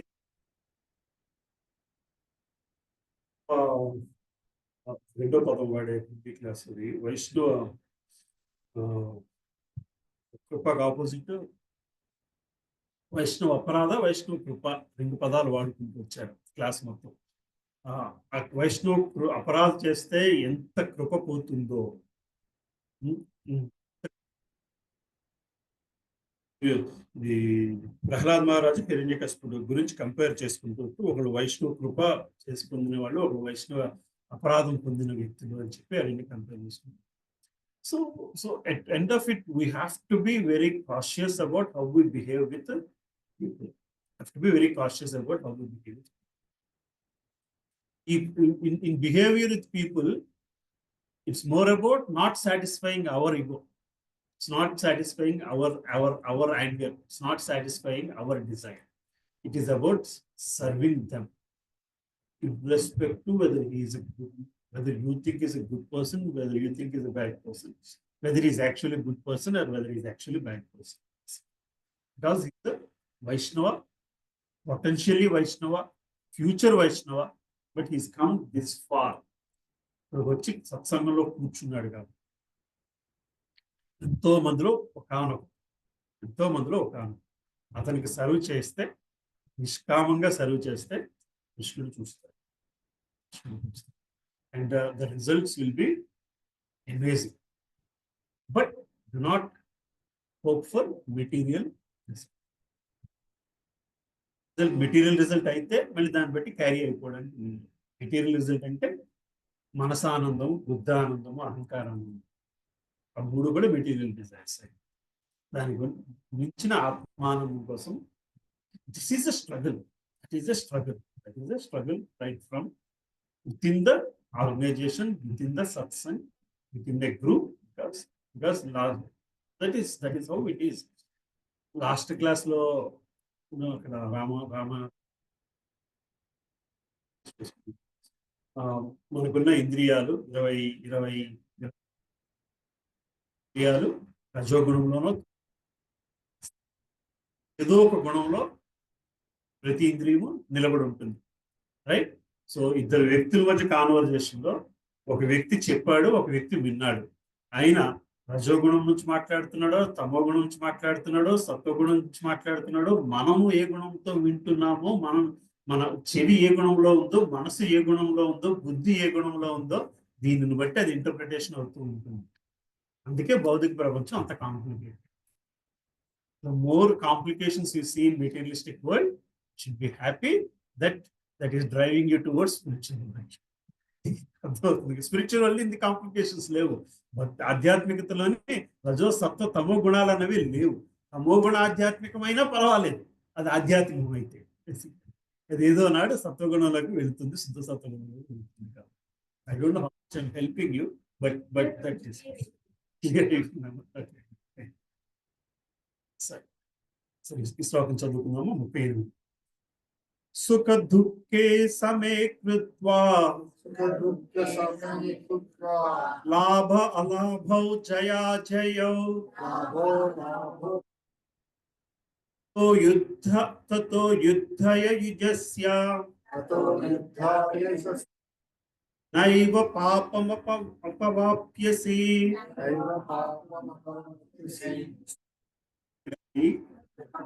లాభ నష్టములను గాని జయాపజయములను గాని లెక్కింపక యుద్ధము కొరకే నీవు యుద్ధము చేయుము. అట్లు చేయుటి చేత నీకెల్లప్పుడును ఇదే ఆన్సర్, రైట్? కేవలం సుఖ దుఃఖాలకు కానీ, లాభ నష్టాలను కానీ, జయాపజయాలను కానీ లెక్కించకుండా యుద్ధం అంటే నీ ధర్మము. నీ ధర్మము యుద్ధము కొరకే యుద్ధము చేయము. యుద్ధము నీ ధర్మము కొరకే చేయము. కార్యము నీ ధర్మము కొరకే చేయము. అది నీ ధర్మం కాబట్టి ఆ కార్యము చేయము. సత్సంగంలో కూడా ఆ సర్వీస్ చేయడం నీ ధర్మము కాబట్టి చేయము. దాని వలన సుఖముందా, దుఃఖముందా, లాభముందా, నష్టముందా, జయముందా, అపజయముందా, ఇవేవి నువ్వు ఆలోచించాల్సిన అవసరం లేదు. ఆలోచిస్తే కర్మకాండ అవుతుంది, ఆలోచిస్తే దానికి సకామ కర్మ అవుతుంది, ఆలోచించకపోతే నిష్కామం అవుతుంది. సకామ కర్మ వలన మళ్ళీ భౌతిక ఇదే వస్తుంది, కానీ నిష్కామం చేయడం వల్ల అట్లు చేయి నీకు ఎప్పుడు పాపము కలగదు. పాపం అంటే మళ్ళీ జన్మ తీసుకునే కర్మ అయితే కాదు. పాపం అంటే అదే కర్మ ఫలితమే పాపం. ఇటువంటి పాపం నుంచి బయటపడాలి అంటే నీ విధి. సో ఇందాక యుద్ధం చేయడానికి ధర్మం కారణం చెప్తున్నాడు. ఇప్పుడు శ్రీకృష్ణుడు అదే యుద్ధానికి నువ్వు జయిస్తే స్వర్గానికి వెళ్తావు, అపజయం పొందితే జయిస్తే రాజ్యాన్ని అనుభవిస్తూ అపజయం పొందితే స్వర్గానికి వెళ్తావు అంటున్నాడు. ఇప్పుడు ఆ రెండింటిని గురించి కూడా ఆలోచించకుండా యుద్ధం చేయవయ్యా అని చెప్తున్నాడు. ఇంకొక స్టెప్ ఫిలాసఫీలో ఇంకో స్టెప్ తీసుకెళ్ళాడు.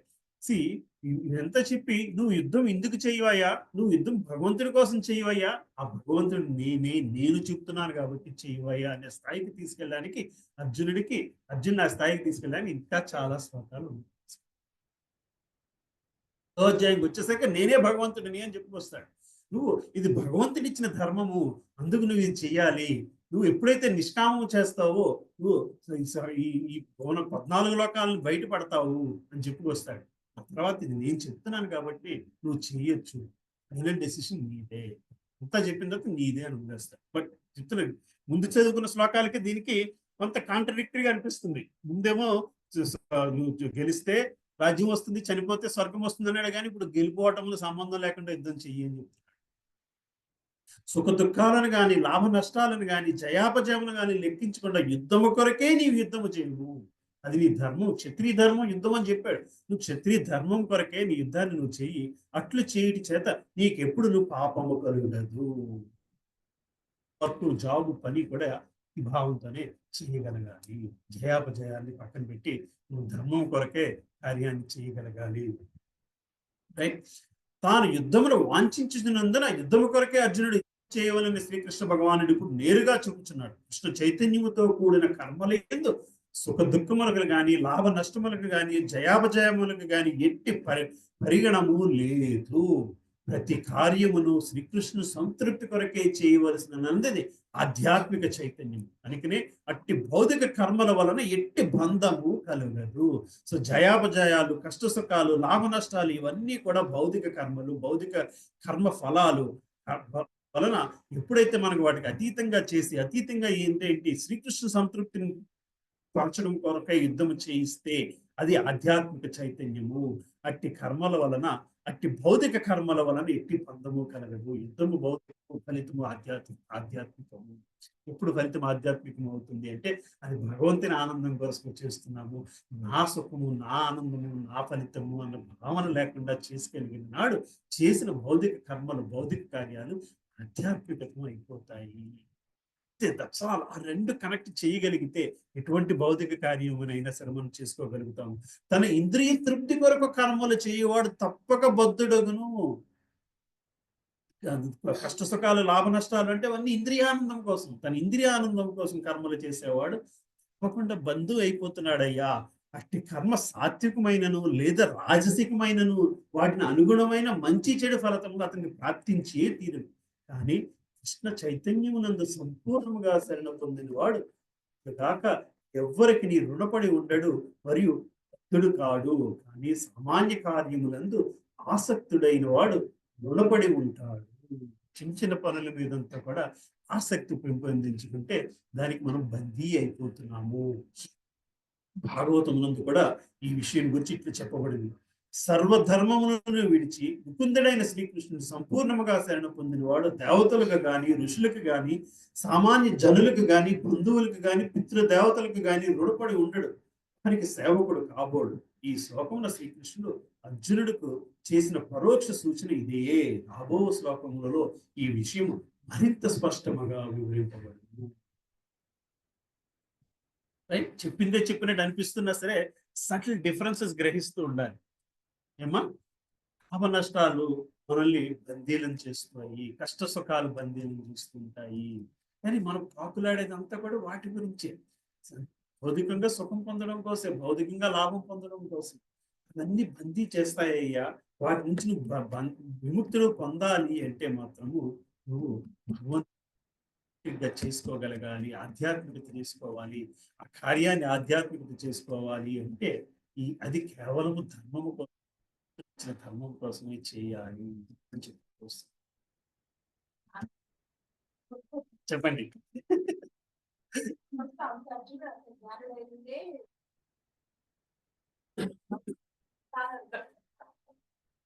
వీళ్ళంత జ్ఞాని అయి ఉండే చెప్తున్నారు. అర్జునుడు అడ్డంగా పెట్టుకుని మనకు చెప్తున్న మాటే. అర్జునుడు అడ్డంగా పెట్టుకుని మనకు చెప్తున్న మాట. అంటే ఒకటి అర్జునుడు ఫేస్ చేస్తున్నంత ప్రాబ్లం మనం అయితే ఫేస్ చేయట్లేదు కూడా. అర్జునుడికి అంత పరిస్థితి ఆ స్థితికి అయోమయ స్థితికి తీసుకెళ్ళింది. మనకి చిన్న పరిస్థితి అయోమయ స్థితికి తీసుకెళ్ళిపోతుంటాయి.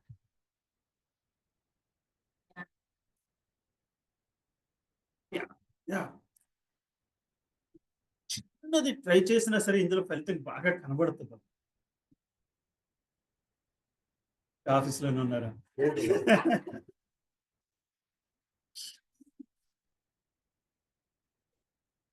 ఏమండి బాగా హెక్టిక్ ప్రాబ్లమ్స్ ఉంటాయి బ్రో ఆఫీస్, ఎందుకంటే లేకపోతే ఆఫీస్ కంఫర్ట్ అయిపోతుంది.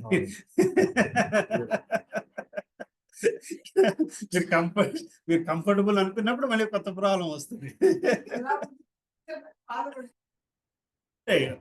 ఉంటాయి ఇప్పుడు ఆ కష్టాలన్నీ ఇప్పుడు స్వీకరించకపోతే మనకున్న ఆయుష్లో కష్టాన్ని స్వీకరించలేకపోతే మిగిలిన కష్టాల కోసం మళ్ళీ జన్మెత్తాల్సి వస్తుంది.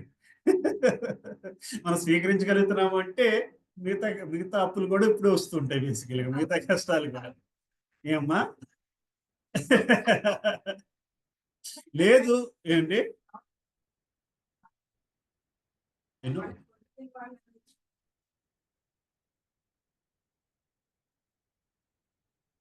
సో బేసికలీ మనం ఒక స్థాయికి వెళితే దాన్ని బట్టే ప్రాబ్లమ్స్ కూడా వస్తాయి. ప్రాబ్లమ్స్ కూడా అలాగే ఉంటాయి. So we're able to face them. Krishna is giving future problems also now so that you get relieved quickly.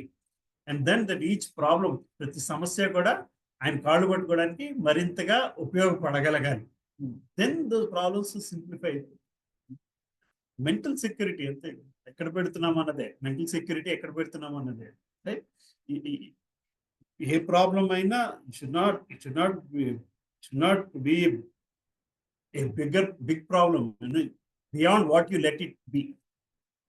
దాన్ని ఎంత పెద్ద ప్రాబ్లం కింద తీసుకుంటామో అంత ప్రాబ్లమే అవుతుంది. అది ఎంతకంటే పెద్ద ప్రాబ్లం అవ్వదు. ఏంటి ప్రాబ్లం అంటే ప్రాబ్లం ఉందనుకుంటే ఉంది, లేదనుకుంటే లేదు.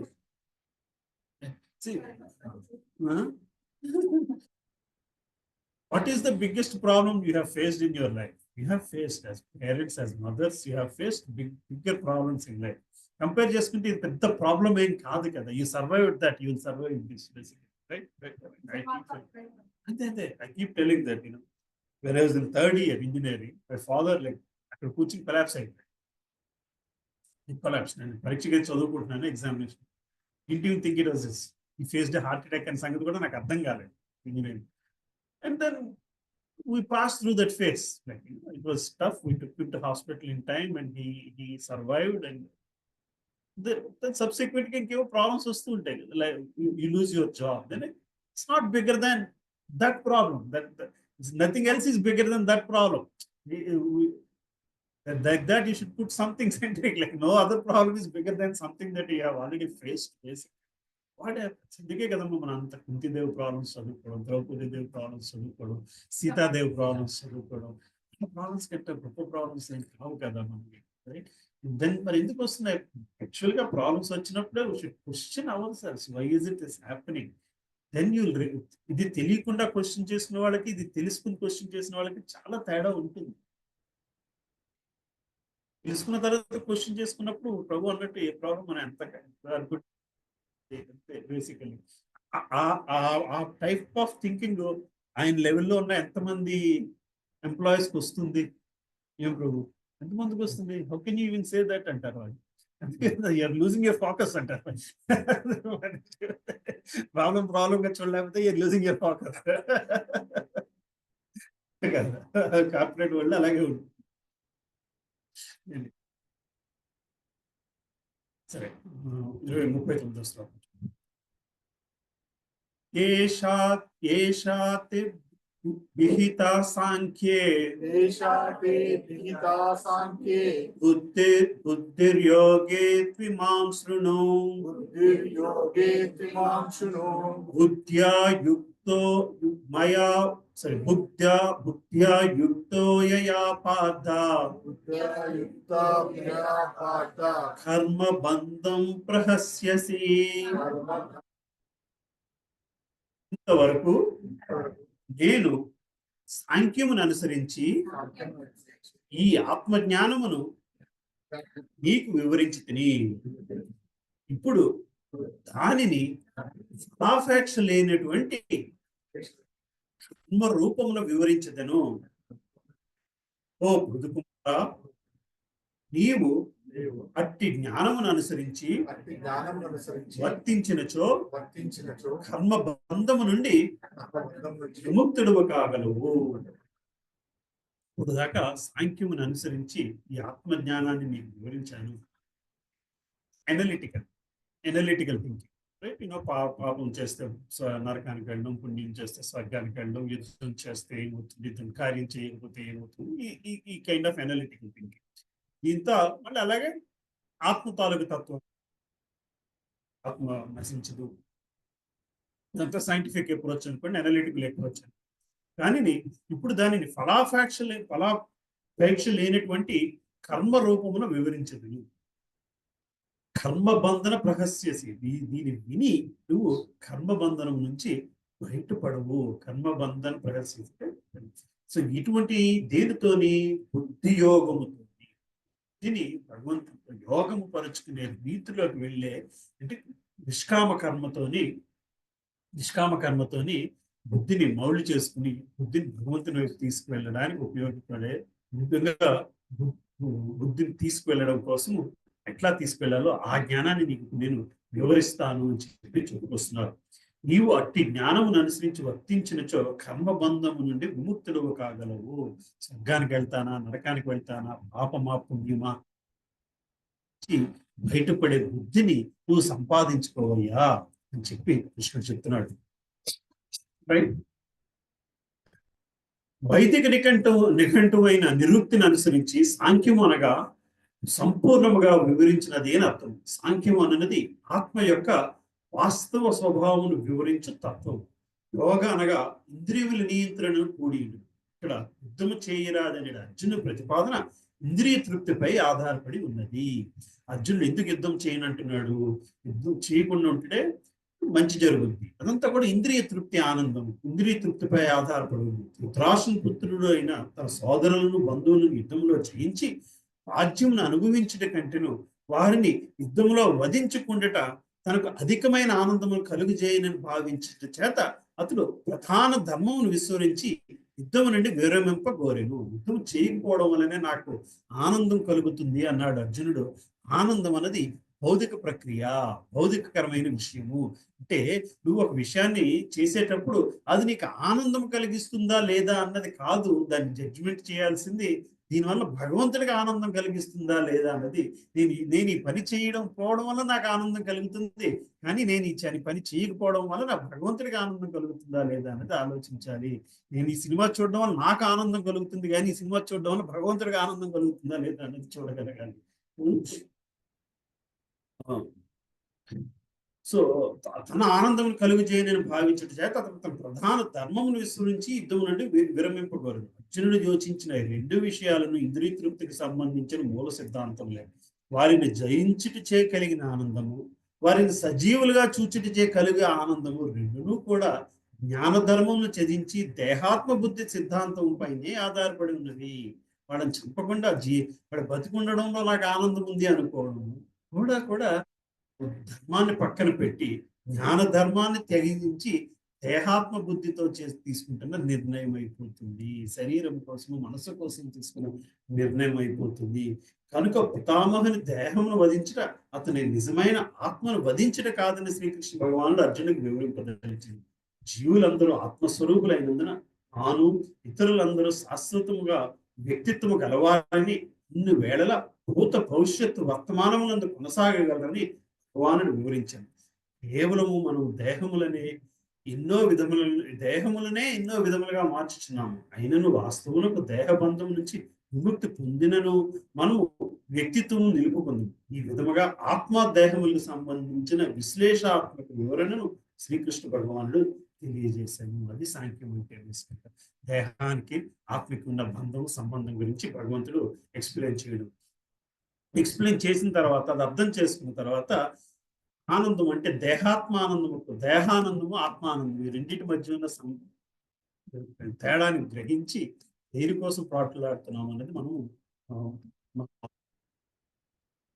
పురాణములలో కావింపబడిన ఆత్మ మరియు దేహములకు సంబంధించిన వివరణాత్మక జ్ఞానమే నిరుక్తిని అనుసరించి సాంఖ్య జ్ఞానముగా తెలుపబడించింది. ఈ సాంఖ్య జ్ఞానమునకు మరియు నాస్తికుడైన కపిలి చే తెలుపబడిన సాంఖ్యతత్వానికి ఎట్టి సంబంధం లేదు. నాస్తికుడైన ఈ కపిలుడు సాంఖ్యములకు చాలా కాలం క్రితమే శ్రీకృష్ణ అవతారమైన కపిల భగవాన్ నుంచి శ్రీమద్ భాగవతం ముందు మళ్ళీ మనకి సాంఖ్యయోగం అంటే కపిల ముని సాంఖ్యయోగాన్ని వివరించారు. కపిల మునులు మళ్ళీ ఇద్దరు కపిలుడు ఉన్నారు. కపిల అన్న పేరుతో ఇద్దరు ఉన్నారు. కపిల ముని భగవంతుని అవతారమైన కపిల ముని భాగవతంలోని దేవహూతికి సాంఖ్యతత్వాన్ని మనకి వివరిస్తారు. ఇక్కడ మనం చెప్పుకున్న దానికంటే కూడా చాలా డెప్త్ ఎక్కువ ఉంటుంది అందులో ఆ సాంఖ్యయోగం. అక్కడ అంటే ఆకాశం నుంచి భూమి ఎట్లా వచ్చింది దగ్గర నుంచి స్టార్ట్ అవుతుంది. మహత్తత్వం నుంచి మనసు ఎట్లా వచ్చింది, మహత్తత్వం నుంచి అహంకారం ఎట్లా వచ్చింది, ఏమీ లేని స్థితిలోంచి అహంకారం ఎట్లా వచ్చింది స్థితి దాకా చెప్పుకుంటూ వస్తాడు. సో సో అలాగే కపిలుడని ఇంకో కపిలుడు ఉన్నాడు తర్వాత కాలంలోని. అతను కూడా ఫిలాసఫర్, కానీ అతను సాంఖ్యయోగము అంటే నాస్తికత్వాన్ని గురించి ఎక్కువ లిటరేచర్ రాశారు. సో ఈ రెండింటి గురించి కన్ఫ్యూజ్ అవ్వద్దు అని చెప్పి ప్రభుపాదులు వారు చెప్తున్నారు. మనకి రెండవ వ్యక్తి తెలియదు కాబట్టి పెద్ద పర్యావసరం అవసరం లేదు. ఈ విషయం వేదములందు మరియు గీతయందు అంగీకరింపడు. భగవానుడు దృష్టి సారించి దాని గర్భమునందు అణుజీవాత్మను ప్రవేశపెట్టిన నీడు వేదమును తెలియజేయించింది. జీవులందరూ ఈ భౌతిక జగత్తున ఇంద్రియ తృప్తికై శ్రమించి భౌతిక శక్తి అయిన మాయావశమును తమకు తాము భోక్తలుగా భావించుచున్నారు. ఈ భోగానుభవం అనేది మనోప్రవృత్తి జీవుడు ముక్త స్థితి యందు భగవానుడితో ఐక్యము కావాలనే భావనగా జీవుడిని పీడించు.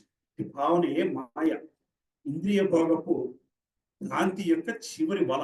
అట్టి ఇంద్రియ తృప్తి కర్మలతో కూడినట్టి అనేక జన్మలు అట్లా గడిచిన పిమ్మట మహాత్ముడైనటు వాడు వాసుదేవుడైన శ్రీకృష్ణ భగవాను శరణ పొందిన చేత పరతత్వ అన్వేషణ సఫలము కాగలదు.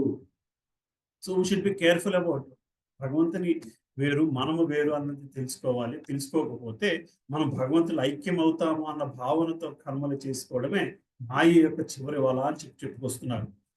అర్జునుడు ఇదివరకే శ్రీకృష్ణ శరణ వేడి అతనిని ఆధ్యాత్మిక ఆచార్యని అంగీకరించింది. శిష్యస్తేహాం సాధిమాం మాం త్వం ప్రపన్నం.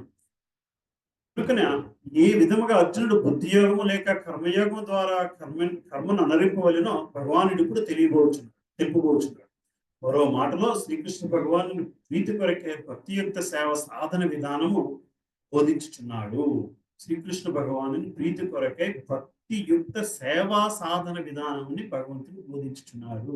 మిగతా శ్లోకాల నుంచి మనం గ్రహించాల్సింది ఏంటంటే అంటే కర్మని భక్తి యోగం కింద మార్చుకోవడం ఎట్లాగా, కర్మయోగముతో భక్తి యోగం కింద మార్చుకోవడం ఎట్లాగా.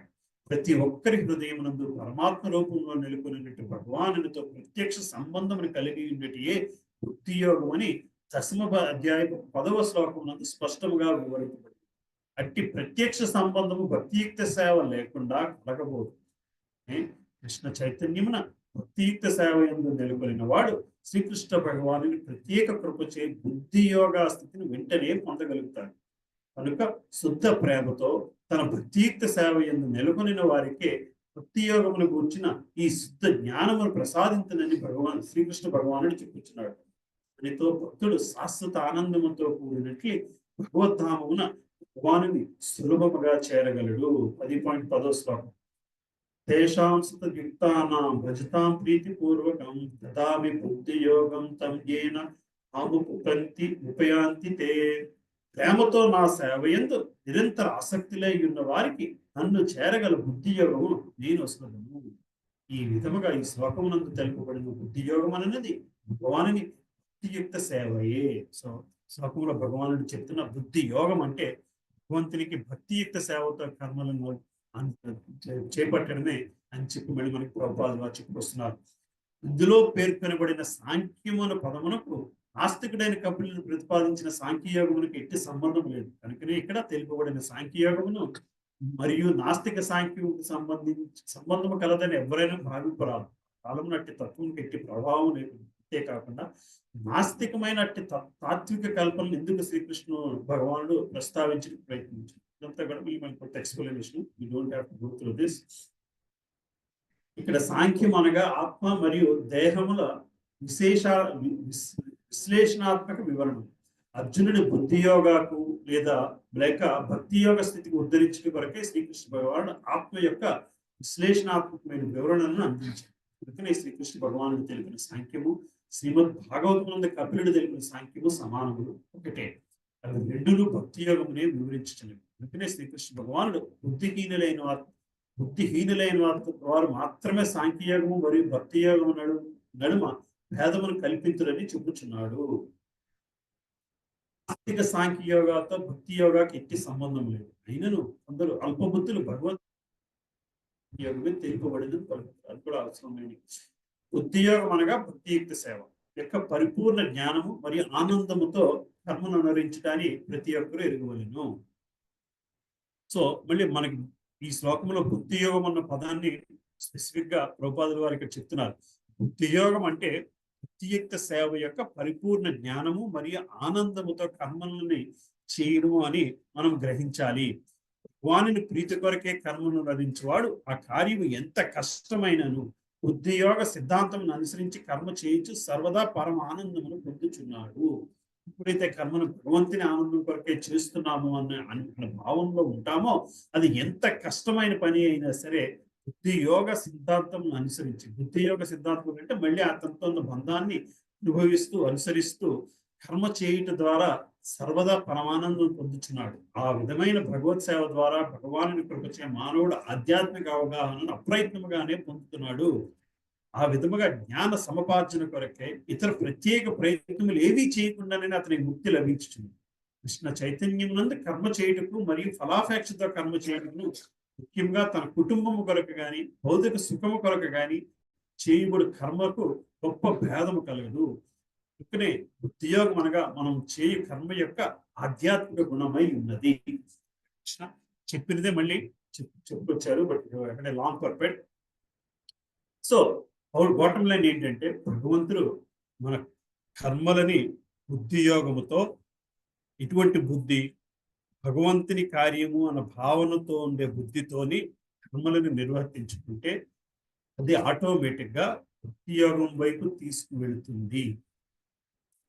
కృష్ణ చైతన్యమునందు కర్మ చేయుటకు మరియు ఫలాపేక్షలతో కర్మ చేయుటకు ముఖ్యంగా తన కుటుంబం కొరకు గాని భౌతిక సుఖం కొరకు గాని చేయబడి కర్మకు గొప్ప భేదము కలదు. కేవలం కుటుంబం కోసం చేసే కర్మకి భగవంతుని కోసం చేసే కర్మకి చాలా తేడా ఉంది. కేవలం మన ఆనందం కోసం చేసే కర్మకి భగవంతుని ఆనందం కోసం చేసే కర్మకి చాలా తేడా ఉంది. అందుకనే బుద్ధియోగం అనగా మనం చేయు కర్మ యొక్క ఆధ్యాత్మిక గుణమై ఉన్నది. బుద్ధియోగం అంటే కర్మలోని ఆధ్యాత్మిక గుణాన్ని పెట్టుకోవడము, వెతకడమే బుద్ధియోగము. ఆ పదానికి మీనింగ్ చెప్పొస్తున్నారు. భక్తి యోగం ఏం ప్రభు? Nothing but yes, it ultimately it will converge into bhakti yoga. Ultimately it converge into bhakti yoga. This is the starting step basically. But yes, so bhakti yoga దాకా వెళ్ళకుండా ఆలోచన లేకుండా స్టార్ట్ చేసిన వాళ్ళు కర్మకాండ నుంచి కర్మయోగానికి ఎట్లా వెళ్ళాలి అన్నది భగవంతుడు చెప్పుకొస్తున్నారు బేసికలీ. ఏమా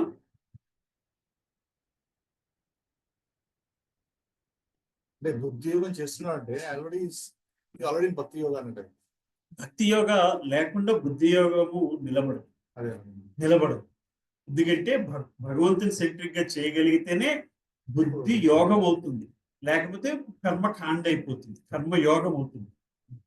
బుద్ధి యోగా అంటే మీరు చెప్పినట్టు భక్తి భావనతో కర్మని చేయగలిగే బుద్ధి యోగం అంటే. రైట్, క్వశ్చన్ కర్మలు చేసుకోగలగాలి. బేసిక్ కర్మలు కూడా అంటే బేసిక్ థింగ్స్ కూడా. ఈ షర్ట్ కొనుక్కోవడం, ఈ ప్యాంట్ కొనుక్కోవడం దగ్గర నుంచి కూడా భగవంతుని దృష్టిలో పెట్టుకుని చేసుకోగలగాలి బేసికల్ గా. అంత సులభం కాదు. Easier to set, easier set, but aim has to be there. అంతే అంతే అంతే స్టెప్ బై స్టెప్ గా వెళ్ళగలిగాలి.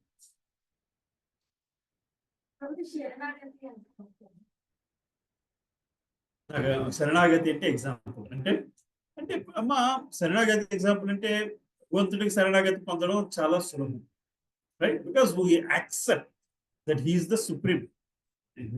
ఎవరు కృష్ణ కాన్షియస్నెస్ రాకముందు కూడా భగవంతుడికి శరణాగతి పొందడం అంటే he is the supreme. So you're ready to surrender, right? You're ready to surrender అంటే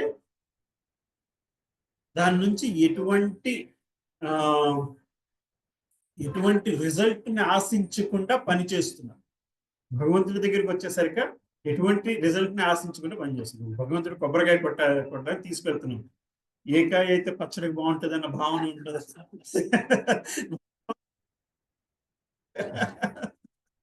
భావనతో గుళ్ళోకి వెళ్ళాం కదా.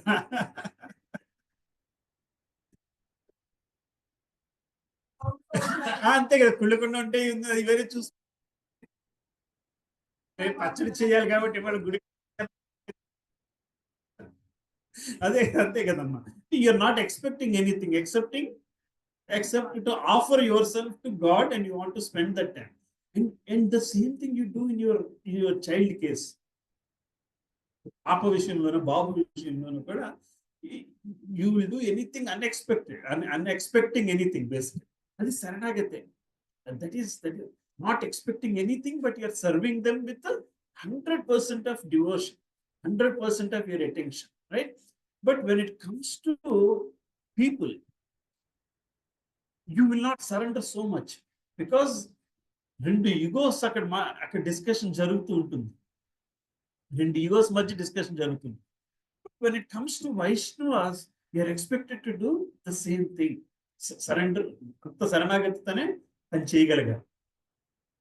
అక్కడ కూడా రెండు ఈగో డిస్కషన్ జరుగుతూ ఉంటుంది. సో రాధానాథ మహారాజు ఇద్దరి మధ్య గొడవ జరిగింది అంటే ఎవరో ఒకళ్ళు దృష్టిలో కృష్ణుడు లేడు, ఎవరో ఒకళ్ళ ఆలోచనలో కృష్ణుడు లేడు.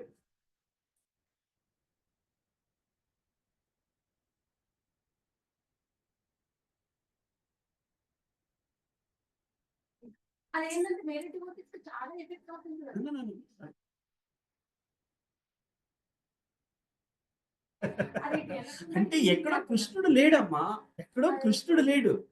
చూస్తుంది కదమ్మా, ఇద్దరి మధ్యన డిఫరెన్స్ ఆఫ్ ఒపీనియన్ వచ్చింది అంటే ఇద్దరిలోని ఎక్కడో దగ్గర డిస్కషన్ లో కృష్ణుడు లేడు. అంతే, గొడవ రాదు. ఇద్దరులో ఎవరో ఒకడు కృష్ణుడు పక్కన పెట్టి డెసిషన్స్ తీసుకుంటున్నారు, కృష్ణుని పక్కన పెట్టి మాట్లాడుతున్నారు. అంటే దట్ ఈస్ డిఫరెంట్. అక్కడ దాకా అంటే ఇక్కడ ద సోకాల్ డివోటీస్ మధ్యలో చెబుతుంది. సోకాల్ డివోటీస్ మీరు అన్నారు కదా, వాళ్ళిద్దరు హై డివోటీస్, కానీ ఇద్దరి మధ్యలో చిన్న కాన్ఫ్లిక్ట్, చిన్న డిఫరెన్స్ ఆఫ్ ఒపీనియన్, కాన్ఫ్లిక్ట్ అన్నాను. మోడీ యొక్క మీటింగ్ లో స్టేట్మెంట్ చెప్తున్నారు, we have our differences with China, but we don't want to make them disputes on it. Difference is difference and dispute is difference should not become dispute. Basically difference వచ్చింది అంటే అక్కడ opinion ఎందుకు వస్తుంది అయ్యా అంటే ఇద్దరు కృష్ణుడు ఆనందం కోసం చేస్తే రాదు. ఇద్దరులోని ఆ నిమిషము ఒకళ్ళలో ఇద్దరు మీరు అన్నారు చూసారా devotees, 99 times there is no difference of opinion. That means at least one of them is, both of them are in Krishna consciousness, right?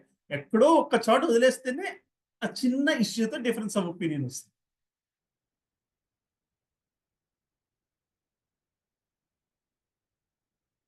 నమస్కారం నమస్కారం.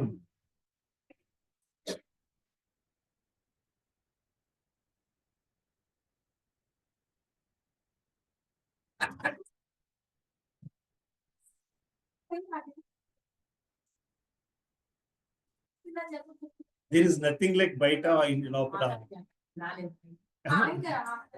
Baita lopala. This is nothing really like. It is not like Anybody owns this group. It's not like anybody owns these people, right? I mean, who is anybody, Amma? Hey, somebody wants to listen to the class, they listen. Somebody does not want to listen to the class, that's okay. That it is like, high class is for my benefit. And anybody else, more than anybody else, నిజం చెప్పాలంటే అంతే కదమ్మా. So అక్కడ ఎందుకు difference of opinion వస్తుంది అంటే that my is very large. నేను my అనేది పెద్దదైపోతుంది రోజు రోజుకి. నా ఆలోచన నా మాట అది ఎక్కువైపోతుంది. Basically I'm representative of Krishna అన్న ఆస్పెక్ట్ తగ్గుతుంది బేసికలీ. ఏమ్మా? Because we are in materialistic world. Our body is made of materialistic elements, basically, including ego, including intelligence. Hey, Prabhu? It takes time. It might never happen. It takes time. And ఈ జీవిత కాలంలో అవ్వకపోవడం కూడా అవ్వకపోవడం అంత సులభం కాదు. ఎందుకంటే that is materialistic. అది చెప్పినట్టు ప్రభు, at the end of it, it is your journey. It is your own journey to Krishna consciousness. It is మీరు లోపల ఉంటే కృష్ణ, బయటికి వెళ్ళిపోతే నాకు కాన్షియస్నెస్ బాగుంటది. Ego speaking. It is ego speaking or is it real fact అన్నది చూసుకోవాలండి. ఇందాక చెప్తున్నా కదా, ఒక గ్రూప్ లో యువర్ గుడ్ ఫ్రెండ్స్, మీరు ఎవరో మంచి ఫ్రెండ్స్ ఉంటారు. ఎప్పుడు దాకా మీ ఇద్దరు ఫ్రెండ్స్ అవుతారు? ఒకరిగో ఒకటి సాటిస్ఫై చేసుకున్నంత సేపే. You scratch my back, I scratch your back. అంతవరకే గుడ్ ఫ్రెండ్స్. అందులో ఒక్కడ చిన్న ఈగో డిఫరెన్స్ వస్తే ఫ్రెండ్షిప్ అయినా పడుకుంటారు. Forget about ISKCON. Outside ప్రపంచం కూడా అంతే కదమ్మా. There has to be a common factor. ఇద్దరు తాగుబోతులకు కూడా కామన్ ఫ్యాక్టర్ ఉండాలి, లేకపోతే జరగదు. ఇక్కడ మనకి కృష్ణుడు కామన్ ఫ్యాక్టర్ బేసికల్. ఇప్పుడు కృష్ణుడు కామన్ ఫ్యాక్టర్ అన్న భావన తగ్గిందో ఇప్పుడు ఆ శరణాగతి తగ్గితే you'll start getting problems. శరణాగతి is not in words. It has to be in real sense, basically, right? మానసికంగా ఆ పరివర్తనతో శరణాగతి పొందాలి బేసికలీ, రైట్? ఆలోచన, ఆచరణ, అవగాహన. మూడోది like how perception how people look at you. That's not what should drive you, but really what you are internally, that should drive you forward. So association is an opportunity. Association the opportunity కాదు అనిపిస్తే it's a bad situation. It's a bad situation. Right. So I don't know what to do. Ante I don't know specific particular problem. There is no right answer, wrong answer. ఇందులో ఇద్దరి మధ్య discussion అయితే ఇలా right ఇలా తప్పు అని judge చేసే capacity కూడా మూడో వ్యక్తికి లేదు, అక్కడ ఉండదు. మూడో వ్యక్తికి all that you have,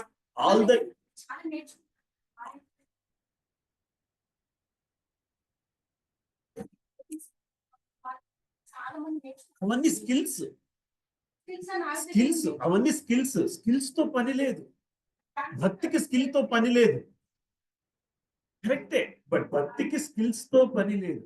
బాగా చెప్తున్నారు, బాగా చేస్తున్నారు, బాగా పూజ చేస్తున్నారు, బాగా శ్లోకం చెప్తున్నారు, ఇవన్నీ స్కిల్సే. You have to grow beyond skills. Bhakti Yoga is not about skills. It's about surrender. It is about how much you trust Krishna for your activities. How much you trust Krishna for your living, basically. ఏమా skills ఏమి help చేయవు అమ్మా. ఈ skills ఏమి help చేయవు. ఎందుకంటే skills అంటే భౌతికంగానే, భౌతిక స్కిల్స్ అవన్నీ.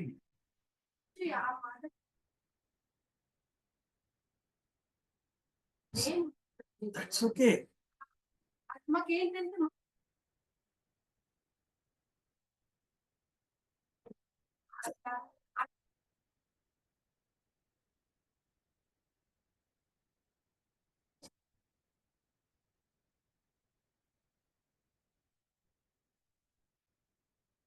నేనేంటంటే చాలా మంది devotees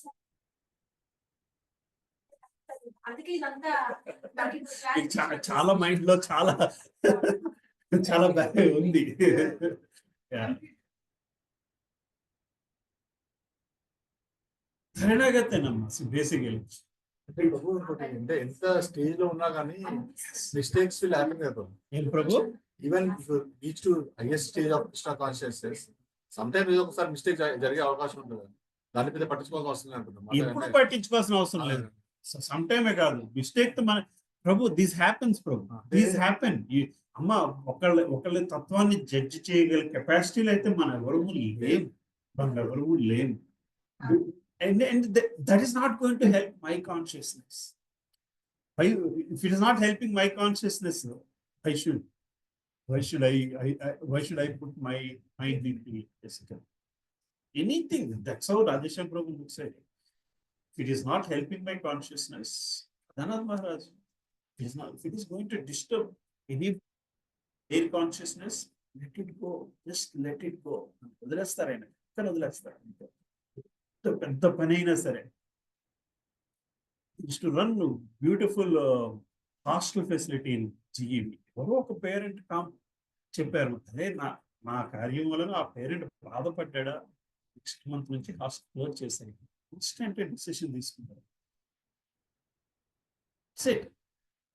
అంటే ఆయనకి ఎంతో కష్టపడి ఎంతో ప్రియంగా దానిని సరిదిద్దుకుని సో డీటెయిల్ ఓరియంటెడ్, ఎక్కడ షెల్ఫ్ ఉండాలి, ఏ పెయింట్ వేయాలి దగ్గర నుంచి ఆయన దగ్గర నుండి చూసుకున్నది 5-6 ఏళ్ళు కష్టపడి కన్స్ట్రక్ట్ చేస్తుంది. there is somewhere some parent feeling bad about this, the way we are running. That's not helping the students' consciousness or parents' consciousness, because it's still material. Anything material, if it is not helping spiritually,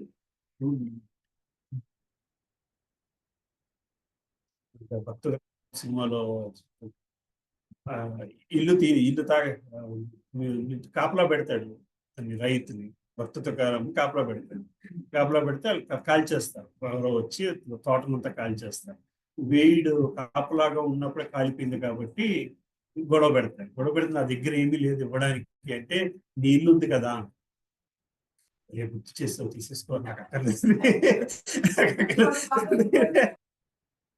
దీని గురించి మరీ అవ్వాలి, చాలా బాగా గుర్తు చేస్తావు, ఇది నువ్వు తీసేసుకో అని చెప్పి ఇల్లు రాసి ఇచ్చేస్తాడు. ఇల్లు రాసి ఇచ్చేసి ఆ గుడి దగ్గరికి వచ్చింది, కీర్తనలు రాసుకుంటూ ఉంటాడు. ఏంటారు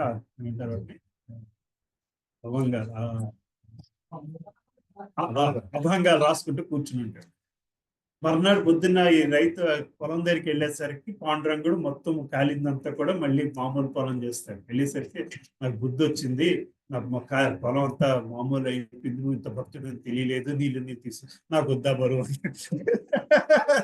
నాకు బిల్లోనే బాగుంది, నాకు ఇంతగా గొడవ, నువ్వు ఉంచుకో, నీ పొలం బాగుంటే అది నీకు మంచిది, నా ఇల్లు కూడా నువ్వే ఉంచుకో, నాకు ఇక్కడే బాగుంది. The state of mind that in basically. ఏమ్మా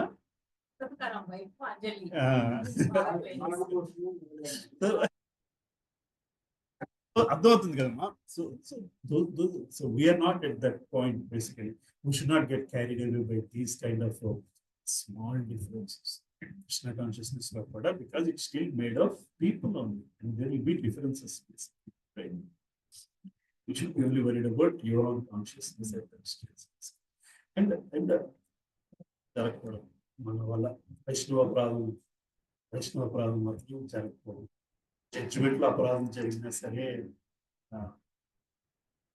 at some point our opinion on the other person changes, and that will start reflecting in our actions. Then that itself can cause some damage to our own self. Things happen. There's no right answer, no wrong answer.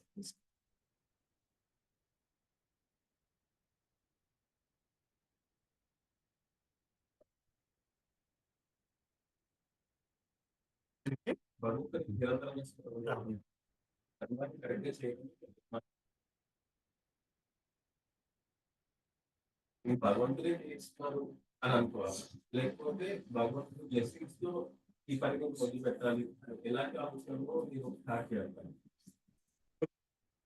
భగవంతుడే చేయిస్తున్నాడు అనుకోవడము కంటే కూడా భగవంతుని ఆశీస్సులతో నాకు ఈ పని జరగాలి అన్న భావంతోనే చేసుకోవాలి ప్రభు. ఇది భగవంతుడు నా చేత చేయిస్తున్నాడు అన్న భావంలో చేస్తే తప్పులు జరిగే అవకాశం ఉంది.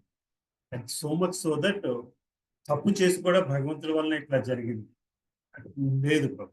We have to question ourselves of where our freedom is and where it is at the end surrender ఉందా లేదా, సరెండర్ ఉందా లేదా. చాలా మంది చూస్తుంటాం పర్చేజ్ పెద్ద ఇల్లు కొంటారు, కృష్ణుడు నా చేత ఫోర్స్ చేశాడు ఇల్లు కొనిపించాడు. ఏమైందంటే ఈ డబ్బు ఎక్కడ పెట్టాలో తెలియని సమయంలో నాకు ఈ ఇల్లు తెలిసిందండి, నా చేత చేయింది. డబ్బు గుడికి ఇచ్చేస్తానంటే కృష్ణుడు ఏం కాదనలేదు కదా, కృష్ణుడే కాదనలేదు కదా. దిస్ ఇస్ మిస్యూజ్ అనిపిస్తుంది నాకైతే అది misuse. You have your freedom, there is nothing wrong in you freedom లోని. కృష్ణుడు నా చేత కొనిపించాడు, కృష్ణుడు సేవ కోసం నా చేత కొనిపించాడు అన్న మాట కూడా రాదు. నాకు ఇల్లు కృష్ణుడు కొనిపించాడు కాబట్టి నేను ఈ ఇంట్లో ఎంత సేవ చేయాలి, ఇంటిని ఎట్లా ఉపయోగించుకోవాలి అన్న ఆలోచన వస్తే దాన్ని మనకున్న ఇండిపెండెన్స్ నేచర్ ఉంది కదా ప్రభు, అది కామోఫ్లెస్ అయిపోకూడదు. భగవంతుని పేరుతో దాన్ని కామోఫ్లెస్ చేసేస్తున్నామంటే అహంకారం పెరిగిపోతుంది ప్రభు. అక్కడి నుంచి ప్రతిదానికి భగవంతుడు ఎక్స్క్యూజ్ అయిపోతుంటుంది, right prabhu. So you have to be careful. Mayavadam that's the risk, that is the risk. చాలా మంది ఏమనుకుంటారు భగవంతుడు నాకు అందిస్తున్నాడు కాబట్టి ఆయన స్పెషల్ పర్సన్, నేను ఒక స్పెషల్ నా పూజ ఫలిస్తుంది, God is giving what ever I want, Krishna is giving. I'm more dear to God, మీకంటే కూడా I'm more dear to God. ఇది వచ్చేస్తుంది ప్రభు. భగవంతుడు నాకే ఇస్తున్నాడు, చేతిని చేయిస్తున్నాడు అయిపోతుంటది. భగవంతుడు చిన్నదైపోతుంటాడు ఆ భావంలో.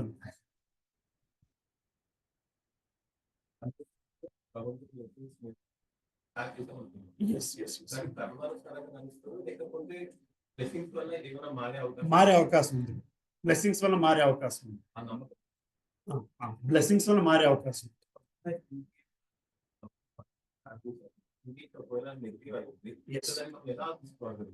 It is for our good only, our good. What is our good again? మళ్ళీ మన మంచి కోసమే. అంటే మన మంచి ఏమిటి ఇందులోని? భగవంతునికి దగ్గర అవ్వడమే మంచి. అది దాని వలన 2 లక్షలు ఎక్స్ట్రా వచ్చినా సరే అది మంచి కాదు. ఈ పర్టికులర్ పని చేద్దాం అనుకున్నారు, భగవంతుని కృప వల్ల ఆ పని జరగలేదు. 4 రోజుల తర్వాత ఆ పని జరగకపోవడం వలన మీకు లాభం వచ్చింది. That is not what it is. మంచి అంటే దానివల్ల భగవంతునికి దగ్గర అవ్వడానికి ఉపయోగపడడమే మంచి ప్రభు. లేకపోతే అది పెద్దగా గొప్ప కార్యం కాదు. సో ఈ ప్రాసెస్ వలన భగవంతుడిని చేరుకోవడానికి ఉపయోగపడాలి. లాభమా నష్టమా అన్న భావన ఉండకూడదు, కానీ భగవంతుని ఆ కార్యంలో నిలబెట్టగలగాలి. సో ఎప్పుడైతే మనం ఆ భగవంతుని కార్యంలో నిలబెట్టి అనుకున్న లేదో, but still you will not feel guilty about it. Materialistic గా ఆలోచించినా సరే మన వలన నా ప్రయత్నం నేను చేశాను. ఇప్పుడు 2 విషయాలు భగవంతుని దృష్టిలో పెట్టుకోకుండా మనం అంతటా మన ప్రయత్నం చేస్తున్నప్పుడు ఓడిపోతే వస్తుంది. భగవంతుని దృష్టిలో పెట్టుకుని చేసిన తర్వాత ఒకవేళ పని జరగకపోయినా, సోకాళ్ళు ఓడిపోయే స్థితి వచ్చినా సరే, then if is a devotee you will take it. అదే ధర్మరాజు జోదంలో చేసిన పని అని చెప్పుకొస్తాం. అంత మోసపూరితంగా ఆయన ఓడిపోయినా సరే ఇది నా కర్మానుసారమే జరిగింది, ఇది ప్రొటెస్ట్ చేయాల్సిన అవసరమే లేదు అన్న భావంలోని ఆయన సరెండర్ అయ్యాడే తప్పితే, right prabhu. So such things only will help you go towards God. So if you read just this Shloka meaning, ఈ ప్రయత్నమునందు నష్టము గాని హాని గాని లేదు, ఈ మార్గమును స్వల్ప పురోగతి అయినను మహత్తరమైన భయం నుండి మానవుని రక్షిస్తుంది. ఎప్పుడైతే మనం సరెండర్ చేసి కార్యం చేసుకు వెళ్తుంటామో, ఈ ప్రాసెస్ లోని నష్టం కానీ లాభములు కానీ లేదు, కానీ ఈ మార్గం వల్ల స్వల్ప పురోగతి అయినా, ఈ మార్గంలో కొంచెం ప్రాసెస్ లో మనం ఫార్వర్డ్కి వెళ్ళినా సరే ఎంతో మహత్తరమైన భయం నుంచి మానవుడిని రక్షిస్తుంది. Because you are not owning the results any more. ఆ పాస్ అన్న దానికి కూడా మనం ఇప్పుడు అర్జునుడు యుద్ధంలో ఓడిపోయినా గెలిచినా డజంట్ మ్యాటర్ జ్యోతికి ప్రభు. సో మన upbringing post of the time ఏంటంటే భగవంతుని పూజించి పని చేస్తే పాజిటివ్ గానే రావాలి. Right, that's how we always. And positive is the way we define what positive is. That is how we think praying God should help. ఈ పని జరగడం వలన నాకు ఈ రిజల్ట్ రావాలి అని రిజల్ట్ కూడా మనమే డిఫైన్ చేసేసి భగవంతుని పూజ చేసుకుంటూ ఉంటాం కదా. జరిగేది అదే న్యాయం మామూలుగా అయితే. కానీ రిజల్ట్ ఎప్పుడైతే తప్పుద్దో వేరే భగవంతుడి కోసం వెతుకుతుంటారు. ఈసారి మొన్నటిదాకా వెంకటేశ్వరం పూజ చేస్తాము, ఈసారి ఇంకో పూజ చేద్దాం. This is what happens in general thinking basically. But you should be in a position to think these are both the success or failure is not a big deal, because God's plan is different and it is bigger than this. And why will be, and you want to make sure you are part of his plan. You are part of his plan and ఎప్పుడు అవుతుంది అంటే ఆయన మనల్ని మనం పొందినప్పుడే అవుతుంది. మనం పొందాలంటే ఆయన సేవ చేయాలి. సో యా, మనం కోరిక భగవంతుడు పని చేస్తున్నా లాభం వస్తుందంటే ఏదొచ్చినా తట్టుకునే శక్తి నువ్వు ఏదైనా తట్టుకునే శక్తి నువ్వు, ఏదైనా తట్టుకునే శక్తి నువ్వు. నాకు ఏది మంచిదైతే దాన్ని అట్లాగా అయ్యేలా చూడు. You really don't have to pray God with a definite results. You decide what is right for you. You decide what is right for you. And you decide what is right that will bring me closer to you. And that is what our prayer should be. So at the end of it, our goal should be to get closer to him. All other intermediary results, if they are taking you closer to God, you should accept. If they are not taking you closer to the God, it is a punishment. దానివల్ల నష్టమే జరుగుతుంది. So you asked him for something, you are getting a lot more than that, then it becomes a punishment.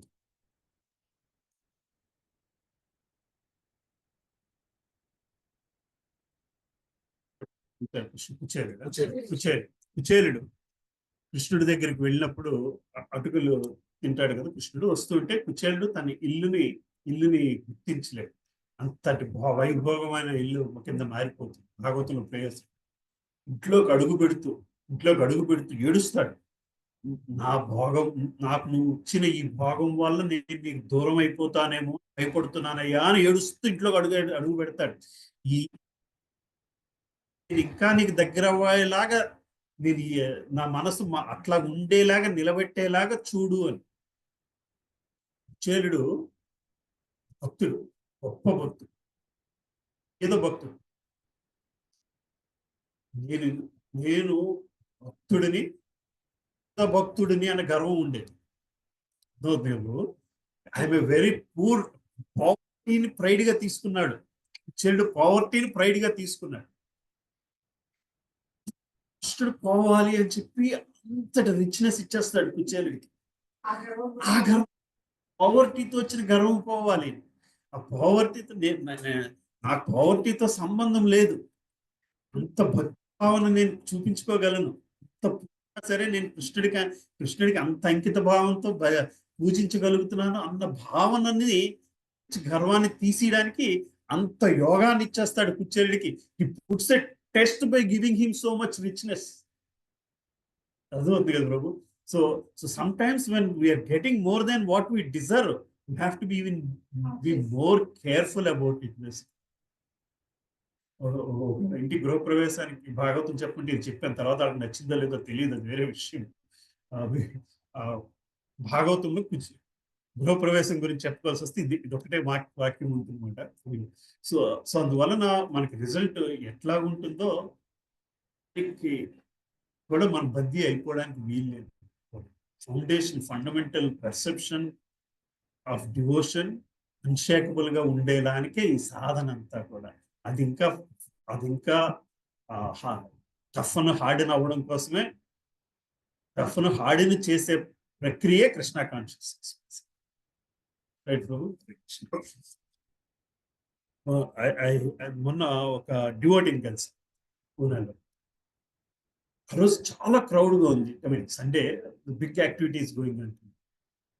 అంత క్రౌడ్గా ఉన్నప్పుడు ఇతను టెంపుల్కి కనబడుతుంది. సర్వీస్కి వెళ్ళాడు కానీ ఎక్కడ టెంపుల్లో కనబడుతుంది. ఏమైంది? ఈ evenings, Sunday evening, Saturday evenings is a white brahmachari, white cloth. ఆయనకి ఇచ్చిన ఇన్స్ట్రక్షన్ వాళ్ళ గురువు గారు, don't go to temple when there are such of crowd because you might get disturb.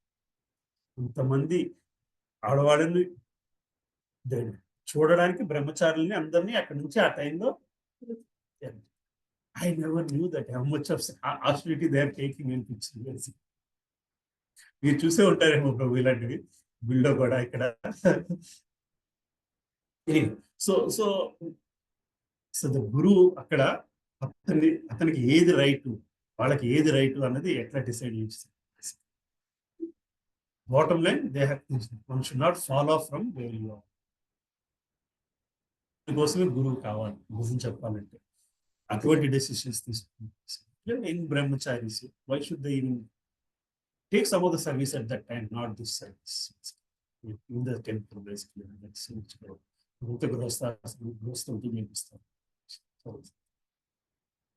Amma.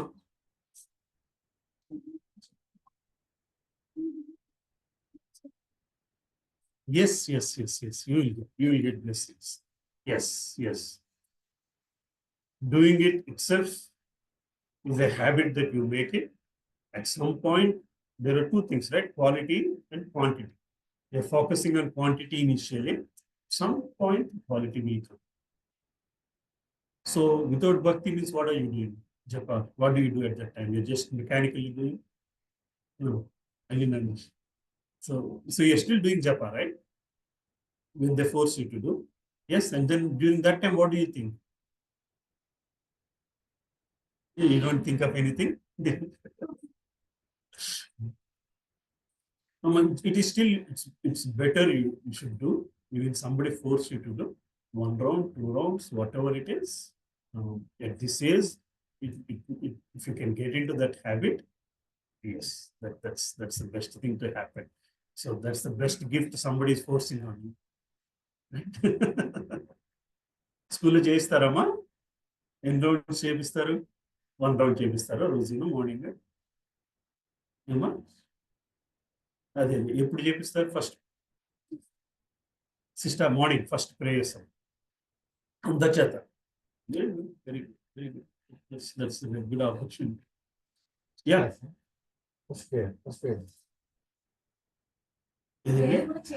చేతోదర్పణ మాత్రం. You're in Kokapeta campus only. Kokapeta. You have a new principal now?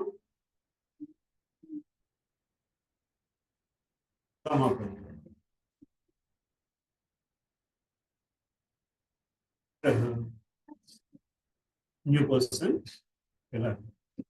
Ujjwala Radhika Mataji. Ujjwala Radhika Mataji వచ్చారు. మీకు Telugu.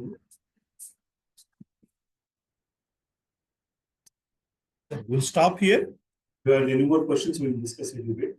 Thinking to stop at 46.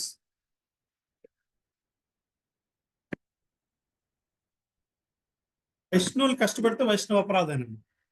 వైష్ణవులు కష్టపడితే వైష్ణవ అపరాధం. హిరణ్యకశిపుడు ప్రహ్లాదుని కష్టపెట్టినంత కష్టపెట్టకపోయిందా సరే వైష్ణవ అపరాధం అంటే because of our behaviour if somebody else is going away from Krishna it's వైష్ణవ. The other person is going away from Krishna because of us. ఇందాకన్నారా బయటికి వెళ్ళిపోయారు. Somebody wants to get out of that particular community, whatever it is. వదిలేసి ఆయన గురించి వదిలేసి somebody want to live and it is because of you that it's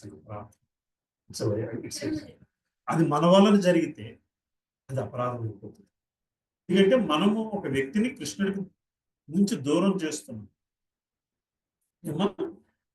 అతను చేసే జపాన్ని మనం డిస్టర్బ్ చేస్తే అది అపరాధం అయిపోతుంది.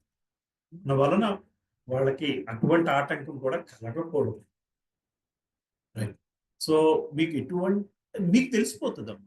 వైష్ణవాపరాధం జరిగితే మీ వల్ల వైష్ణవాపరాధం జరిగితే మీ చాంటింగ్ లో ఫోకస్ పోతుంది.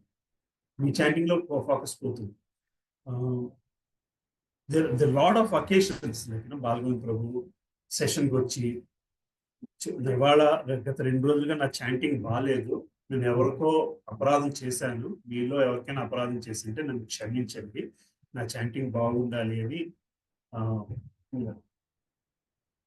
నాకు ప్రేయర్ చేసి పెట్టండి, నేను ఎవరినో మీలో ఎవరినో నేను నా వల్ల అపరాధం క్షమించండి. వాళ్ళు క్షమించాలి. వాళ్ళు ఈగోతో క్షమించలేదు అంటే then at least you don't take that blame. మళ్ళీ మనకి ఆ అపరాధం వలన బ్లేమ్ రాదు. ఎవరినైనా కృష్ణ కాన్షియస్ నుంచి దూరం చేస్తే మన బిహేవియర్ వలన అది అపరాధమే, వైష్ణవ అపరాధం. వాడు వైష్ణవుడు కాకపోయినా మన వలన వాళ్ళు కృష్ణ కాన్షియస్ అంటే భగవంతుని దగ్గరికి రావడానికి తీసుకున్న దానికంటే ఎక్కువ టైం తీసుకుంటున్నా అది అపరాధమే అయిపోతుంది.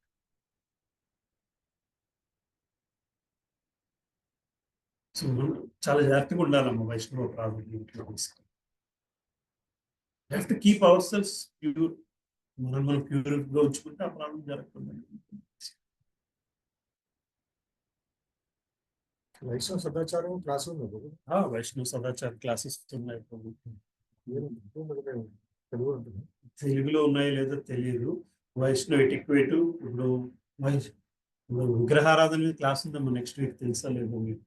భక్తి సెంటర్లో ఉంది. ఇంగ్లీష్ క్లాస్ అయితే అది మారుతి మాతాజీ క్లాస్ ఉంది. నుంచి వస్తారు ఆవిడ, క్లాస్ ఇస్తున్నారు. మీరు సఖీ సంఘాలు ఉన్నారా? సంఘాలు ఎందుకు లేరు?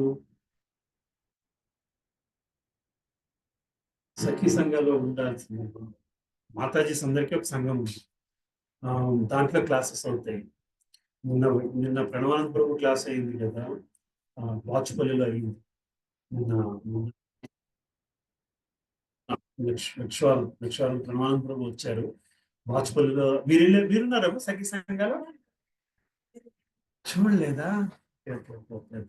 అక్కడ సీతారామ కళ్యాణం చేసి క్లాస్ చెప్పారు.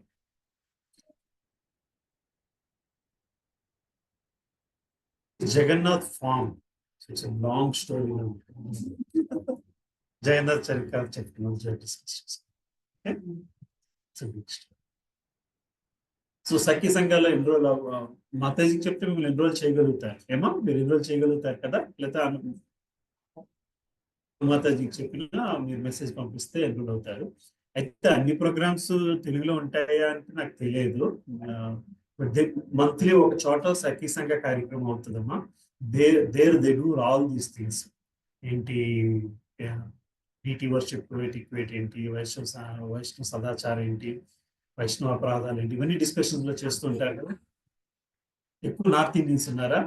Okay okay okay okay okay. Hindi class ఎక్కువ అవుతుంటాయా? Okay okay okay. మొత్తం ప్రణవానం మొత్తం అందరూ తెలుగు వాళ్ళే కనబడ్డారు ఆ రోజు. నేను వెళ్ళాను క్లాస్కి, బ్రేక్ లో వెళ్ళాను. 1 hour వెళ్ళాను క్లాస్కి. ఆయన లేట్గా వచ్చారు, సో అందువల్ల ఎక్కడ మొత్తం క్లాస్ అంతా ఉండలేదు. 50% క్లాస్ అయిపోయింది. చెప్పేది మాట సఖీ సంఘ క్లాసు అందరూ ఎలా అని చెప్తే వెళ్ళాను. బట్ స్టిల్ 20% ఉన్నారు. ప్రభుజీస్ అందరు మాతాజీసే ఉన్నారు. యా, సో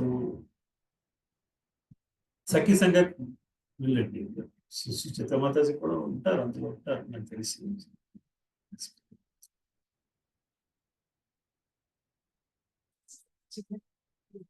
లేదు, లేట్ ఏం లేదు.